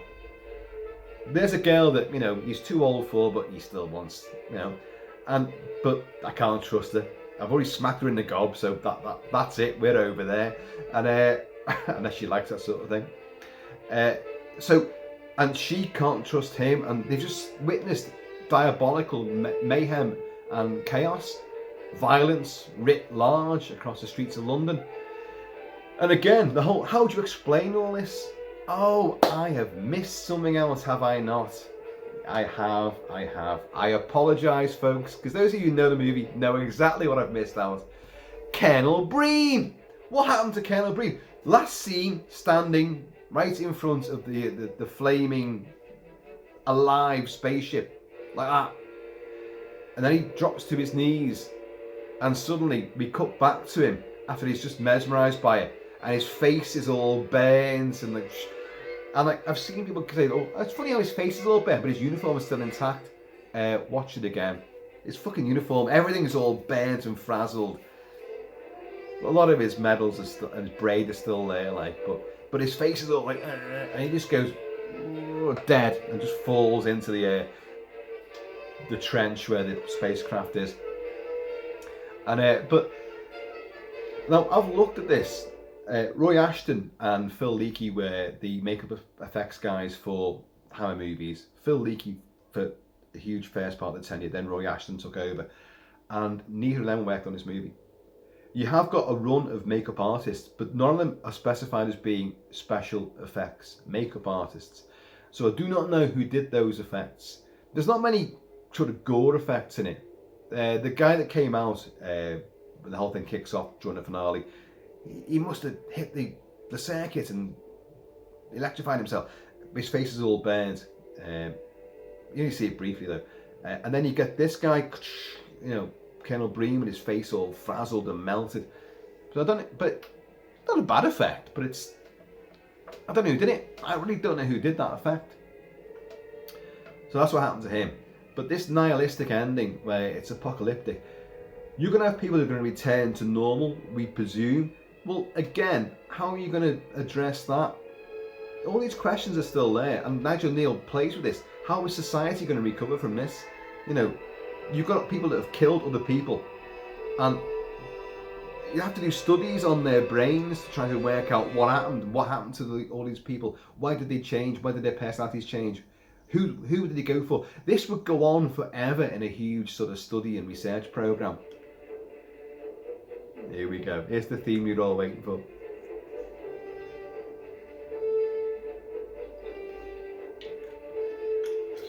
And not Manfredini, it's Henry Mancini, the Pink Panther guy who came up with this. So you can see how Life Force took this idea. Again, iron, Life Force. You got Frank Finley says, like, you know, you kill him the old way, Carlson, the old way. You know, iron, not through the heart, but in the energy source, just below the heart, he says, like, to kill the space vampires. Iron, killing the vampires in Life Force, based on Colin Wilson's Space Vampires, which came after all of this stuff, Quatermass stuff. They're space creatures, but they form the basis of our belief, our legend of vampires, and they come to Earth, hiding in Hadrian's Comet and all that, like, and cause absolute chaos. And Matilda May walks around nudes throughout most of the movie. I have done a live commentary track on that movie, and I've reviewed the movie as well. I urge you to look at them both. But Life Force, the riots with the zombies in the streets, of London in chaos and the underground exploding. It's Quatermass And The Pit. So, folks, Quatermass And The Pit is excellent. It looks beautiful. The cinematography is outstanding. The colour is amazing. The performances are exemplary. Andrew Keir, Ronnie, is brusque yet warm. He's utterly believable and three-dimensional as Quatermass. James Donald is affable, warm, and again believable as Ronnie. Barbara Shelley is delectable. I've seen critics say that she actually doesn't do anything in this movie. Well, I think you're wrong. She plays a huge part because she finds all the other documents about Hobs End, Hobs Lane, and all this, and like why things have happened or things that happened in the past, which spur them on to go and look at the Westminster Abbey memoirs. So, and then she's the one, the conduit. They can see the visions of the Martians genocide through her, not anybody else, but through her. So she's massively pivotal to this, and she becomes. Her striding down the streets is an iconic image. Short skirt, again. I can't do it justice here, but I've got a short skirt on as well, But she's wearing that, and she looks amazing. She looks frightening as well, and just strides down and stands there. Great legs, great body, and beautiful face, but she's looking supremely intense and dangerous. Again, it's like, Ronnie says to Quatermass, like, go round the back and stop her. No, Quatermass, you fucking go round the back and stop her. He does repeat it. And I said before, like, I'm not sure what they think she can do. I don't know, but she's clearly, I could do something here. She is that epitome of the lead vampire, the lead possessed person, the whatever, the female that's. Do you know another scene that just come to me now? Do you know in Ghostbusters where Sigourney Weaver, are you the gatekeeper? And the gate master, whatever it is, the key master, oh fuck it, whatever it is. But she's living on the penthouse, the corner penthouse of Spook Central. And as she walks during the big takeover of Manhattan where the spooks are everywhere and everything explodes around, and she just walks towards the camera with her hair billowing and the explosions going. That Ghostbusters, Ivan Reitman and Ghostbusters took that image of Barbara Shelley from Quatermass And The Pit. I kid you not, it is that scene. And it's in many other movies as well. Just a woman striding to a Carrie has the thing as well. So you see what I mean? It's powerful stuff. It's a potent image. And a brilliant image as well. As usual. So I drank half this bottle doing Quatermass 2. I may as well finish the fucker off doing this one.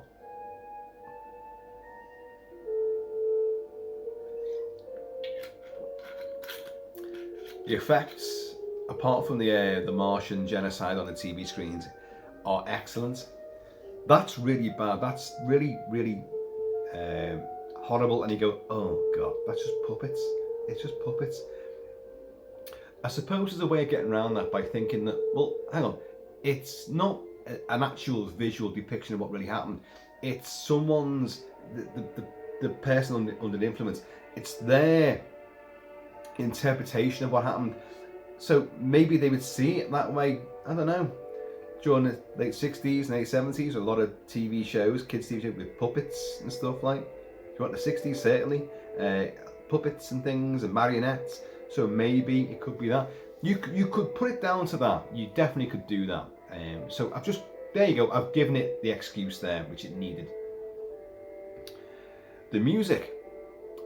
James Bernard scored the Quatermass Experiment and Quatermass 2 with his typical Sturmensdrang and which is wonderful. They did not approach him, to my knowledge, to do this one. They took in Aussie composer Tristram Carey, and they said to him, Look, we want 2 scores. What? A fully symphonic orchestral score and a fully electronic score. And he went, alright mate, I can't, I tried to do an Aussie accent and it came out pure Scottish again. Oh God almighty, doesn't matter. He went, I can't do that. He said, I can't, that's double the work in a very short time, as if I can do that. But he went, he wasn't going to take the gig. He went like, but I've got 3 kids going through school. I've got it all paid for, so I've got to, right, I'll do what I can.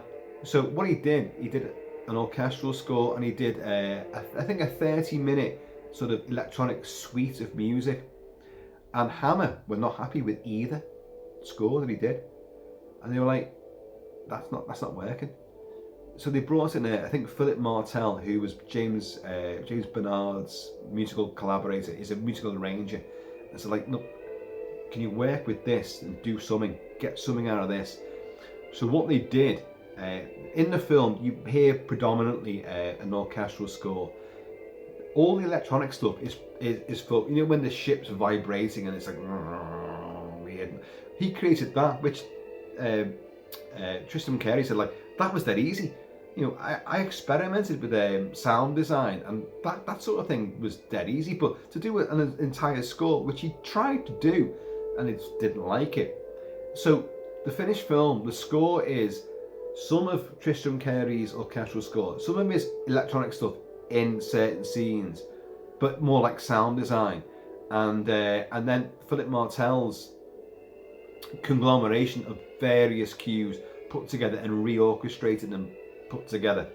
But it works. It's very doom laden. That finale of Andrew Keir and Barbara Shelley sitting there either side of the frame as the credits come up is one of the most I don't know, strange, dark and downbeat endings, and yet realistic endings I've ever seen. I don't know if you've ever been through anything where trauma.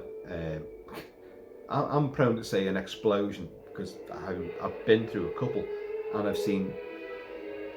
I knew him a minute ago, he was alive, now he's dead. Been through that.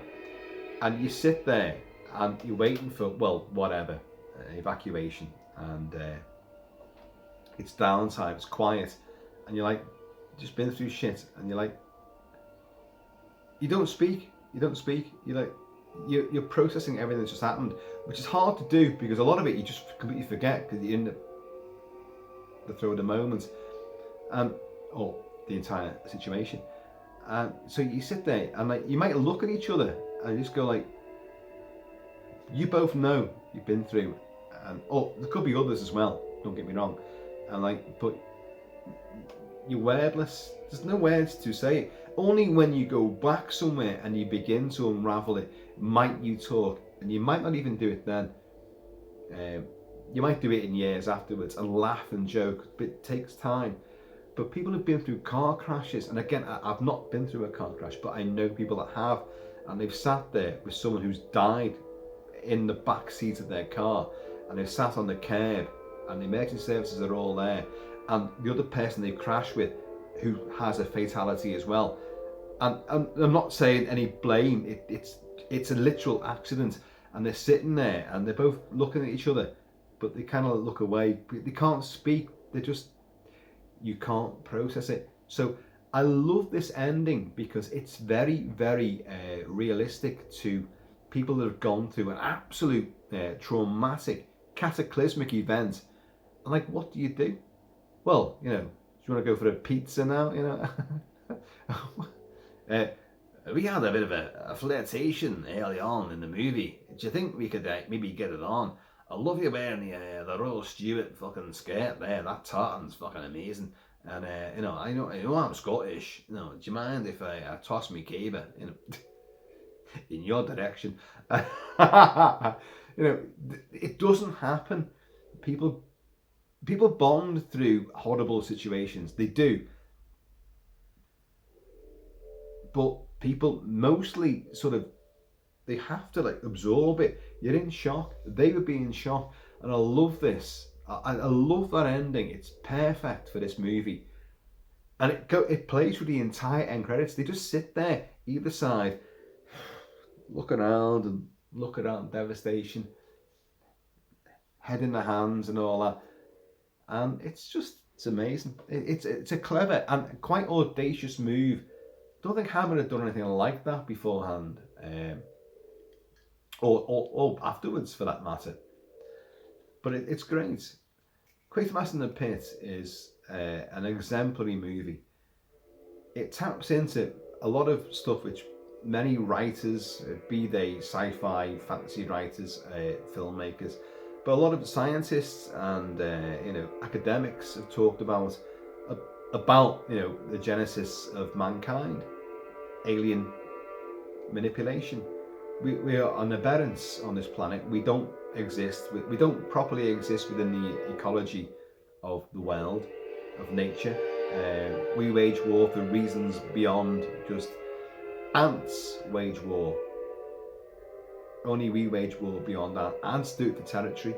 We do it for political, stupid and religious reasons. We have things which, they're highbrow because we're higher intelligence. We have religion and faith. But faith and religion breeds more contempt and hate and resentment and war than anything else. So it's ridiculous.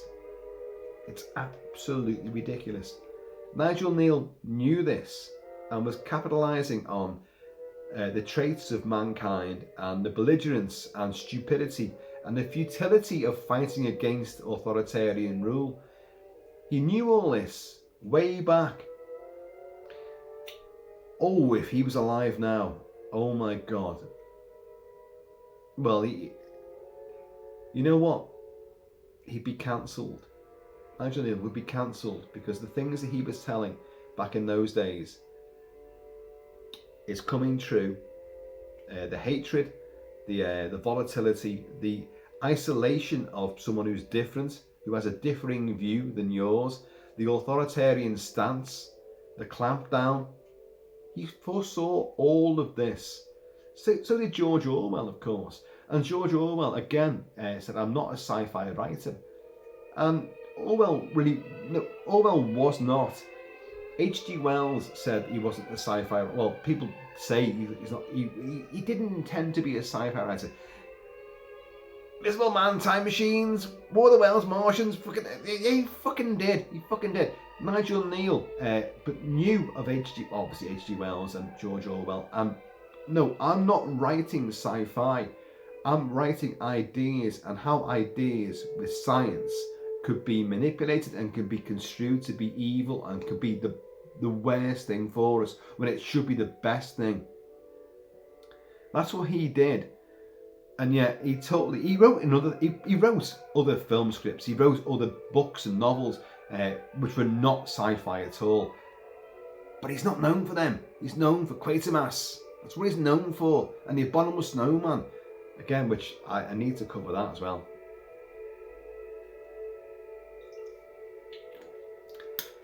Of course, he did write this. And I've only got the book here right now, but he did write the conclusion to Quatermass. I think it was called the Quatermass Conclusion at one stage.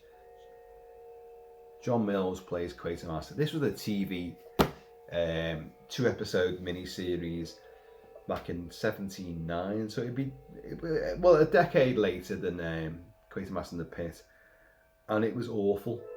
It was when he conceived the idea, Nigel Neal. It was the back end of the '60s, so early '70s, I would say.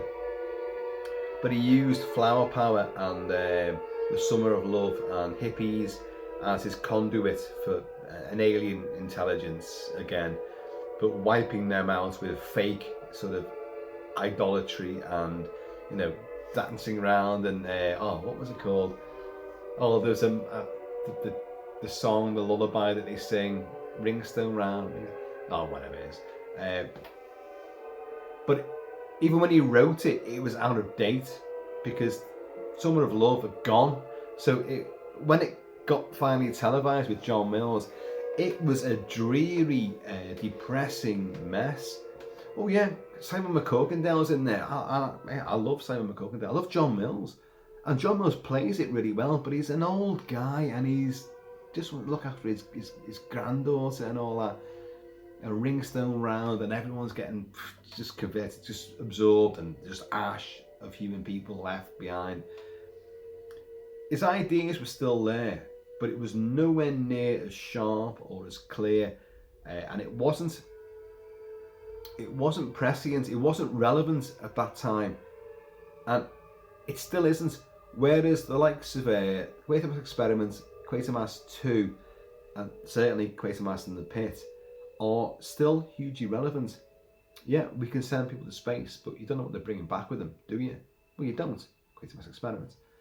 Quatermass 2, you don't trust governments, installations, new towns, bureaucracy, red tape and closed doors. Quatermass 2 is still probably the most relevant out of all the original trilogy, I would say. Having worked on both sides, military and government, I know how they shut doors down and how they lie and deceive. Quatermass And The Pit is still relevant because we still have beliefs. We still have a belief in,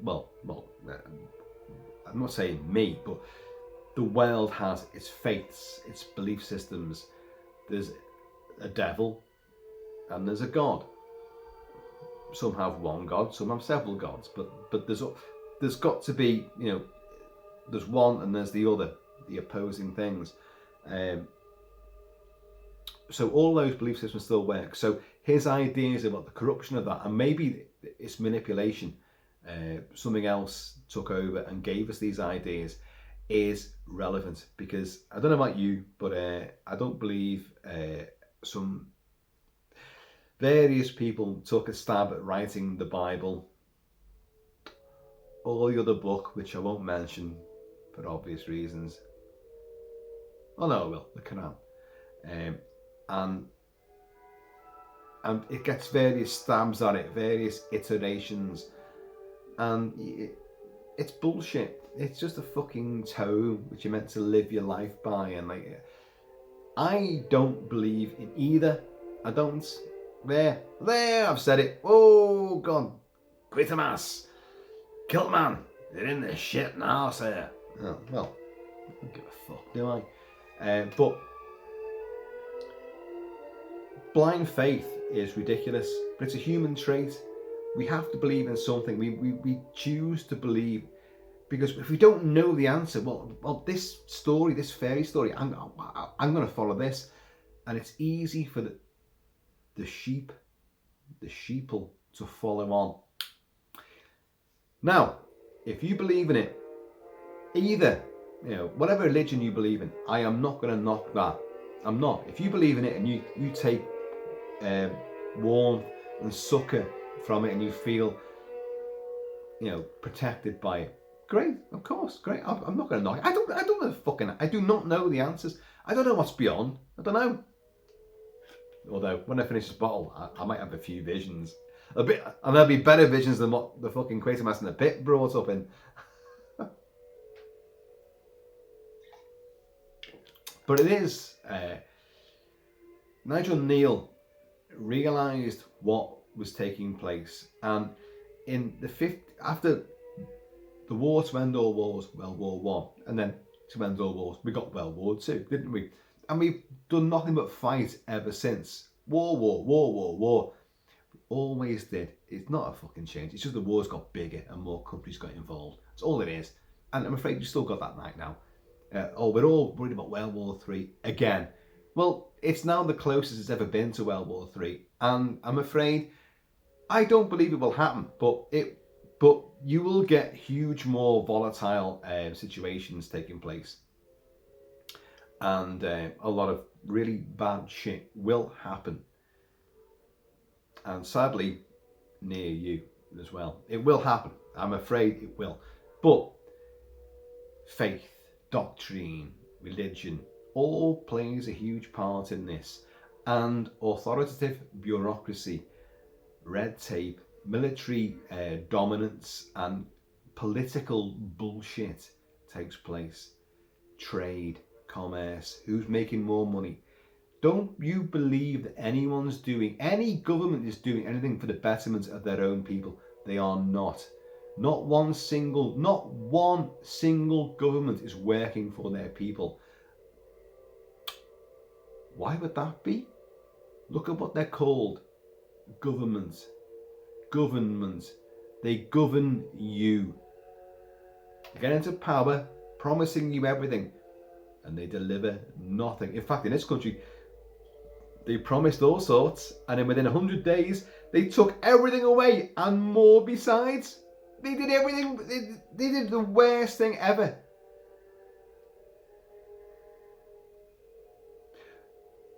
And Nigel Neal foresaw all of this. He knew it. He could see it. He distrusted government. So a lot of the figures that appear in his movies, albeit with different names, or some of them, like the minister, not named in this movie, they are based on real life ministerial personalities who were in office at the time, and he based them on them. And he was like, look, he's a twat. He's a twat. He's a twat. He's in my movie. And like, this is what they do. It's clever. Clever. Nigel Neal, genius. A bit of a curmudgeon, but a genius. I will say that this trilogy, watching it for the purpose of these reviews, which was all for Halloween, of course, has been a great sort of eye-opener again. I love these movies. I love the TV shows as well. I do love them, but for me, they're nowhere as good because they're a lot bigger and more protracted. They're more like soap operas, which in a way is nice. I would urge you. I've got all three, and they are available. I would urge you to get them if you can, and see those. But the movies condense them down perfectly well, and it's Nigel Neal. Okay, in the case of the Quatermass Experiment, it's Nigel Neal and director Val Guest who both worked on it. Nigel Neal was still working with the BBC at the time, so he couldn't take sole credit as a screenwriter for the movie adaptation. Quatermass 2, he could, and Quatermass And The Pit, he did. And so his vision, his ideas, they stride forth with a real venom and power. His visionary sort of ideas are quite groundbreaking and troubling to this day. All three of these movies definitely hit home. Oh no, it's just a pensive moment of creepy, weird music. They all hit home with a relevance and a power. The stories are great, they're tight. The action is beautifully done. Quatermass 2 is a battle movie, a battle royale. It has action aplenty. Quatermass Xperiment is a monster blob movie, a transformation movie, and it's horrific. It's pure horror. Quatermass And The Pit brings in satanic stuff. Oh god, just sabbatical ritual slaughter and fucking crazy symbolism of the devil and the dark side, but it's been manipulated by a Martian influence. Martians, it could be anyone. It could be anyone from outer space. It could be anyone. Who are we to know? And who are we to know? Because our history is littered with like gaps in our evolutionary scale. And we came out to sea, waddled us ashore, sucked some sand, and then became frogs. Our legs grew, our arms grew, got hairy to combat the cold in certain climates, the tectonic changes, and then we hunched over, big clubs. You got blonde woman, me want blonde woman. Obviously, you'd be like, but subtitles, me want blonde woman. Club you, club hair, but not as hard. Still one there alive. got too loud, didn't it?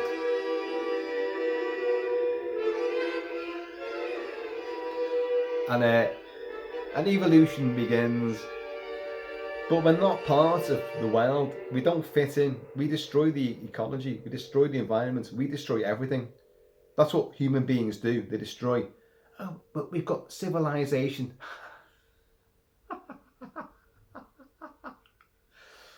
Yeah. We've got arts. Yeah, but we then turn history. Just in this sort of last few years, we've been destroying the history that we had. Nigel Neal would have a whale of a time with this. We're going to, Winston Churchill is a villain. He's a racist, a bastard. Destroy his statues, deface everything with him. The white man, all white people owe the black people, a huge debt. You're all guilty of slavery. I'm not. I've got no slaves. I didn't do nothing. What are you saying about? I didn't do nothing. I was born decades and generations after all of that. But you still blame me. That's what they do. And then you get the Islamic thing. We want to take over the world. Everyone, if you're not Islamist, then you're an infidel and you should be destroyed. Oh, sorry. I was christened. I was brought up Catholic. I was a little bambino. I didn't know what I was fucking doing. What was I supposed to do? Oh God, give me a choice. Oh God, give me a choice. Oh God. What God? What God allows all this fucking confusion and ridiculousness? It don't exist, folks. Aliens. It's craziness. The whole world's crazy. Nigel Neal knew this and found a way to tap into that vein of hatred, of sort of genocidal verve of, I don't like you, I don't trust you, I don't believe you, something else has got to play a part in all this. And he worked those ideas into a genre which had been around for a while, but he turned the wheel, he changed it, he ramped it up even more, and it became a phenomenon.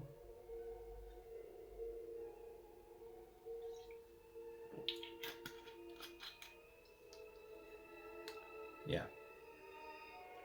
And he came from a little tiny island, which is just that way. It's that way. It's about 70 miles that way from me right now. The Isle of Man. 60 miles. I think 60 miles. As the crow flies. We've been there many times. It's a weird place. It's weird. The Isle of Man. If you're from the Isle of Man, you're Manx. And Manx cats have no tails. Manx cats. And he's from there. He's a Manxman. And I love it. I love all of this. I love what he's done with these movies. And I'm gonna shut up in a minute because I'm starving. I've had no dinner and I've gone on for way over 2 hours now. So,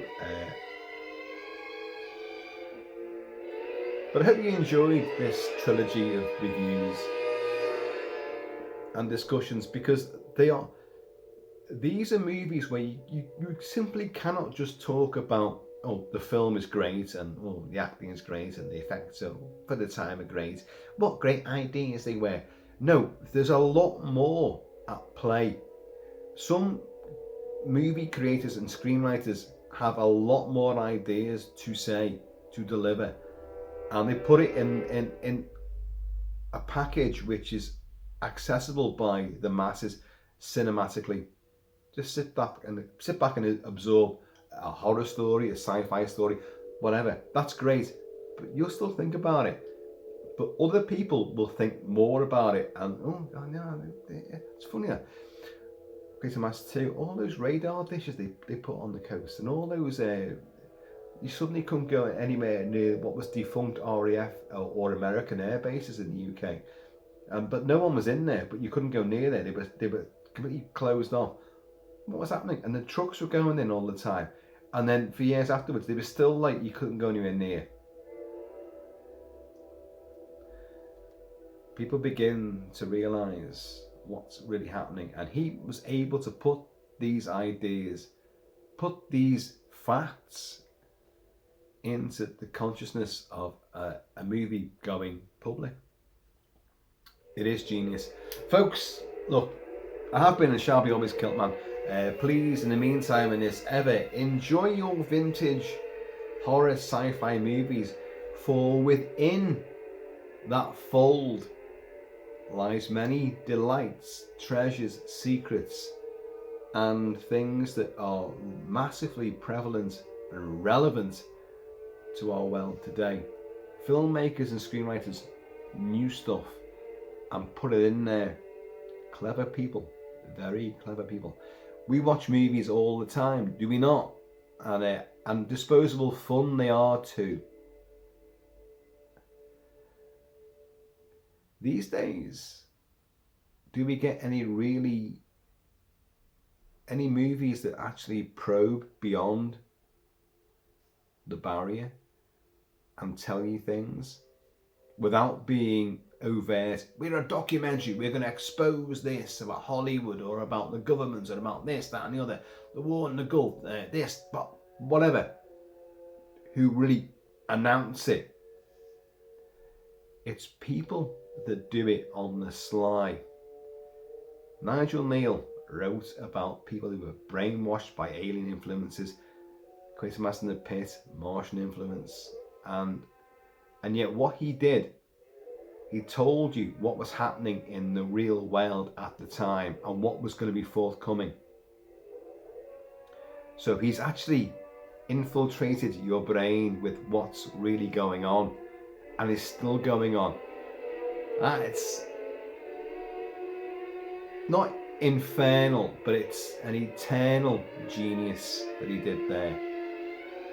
Bear it in mind, whatever mind you have left that's not been impregnated and indoctrinated by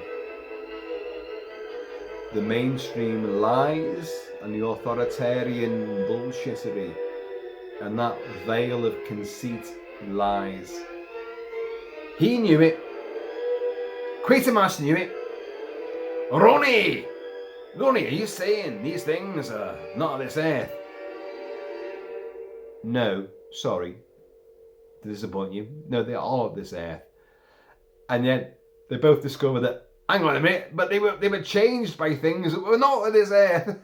Oh no. Folks, have we no shall be Kilt-Man. Please, in the meantime, when it's ever like fucking whatever in between time, please keep it Kiltic, keep it Celtic. I'm going to see you all at a dig site near you with clay and aliens and skulls. Later!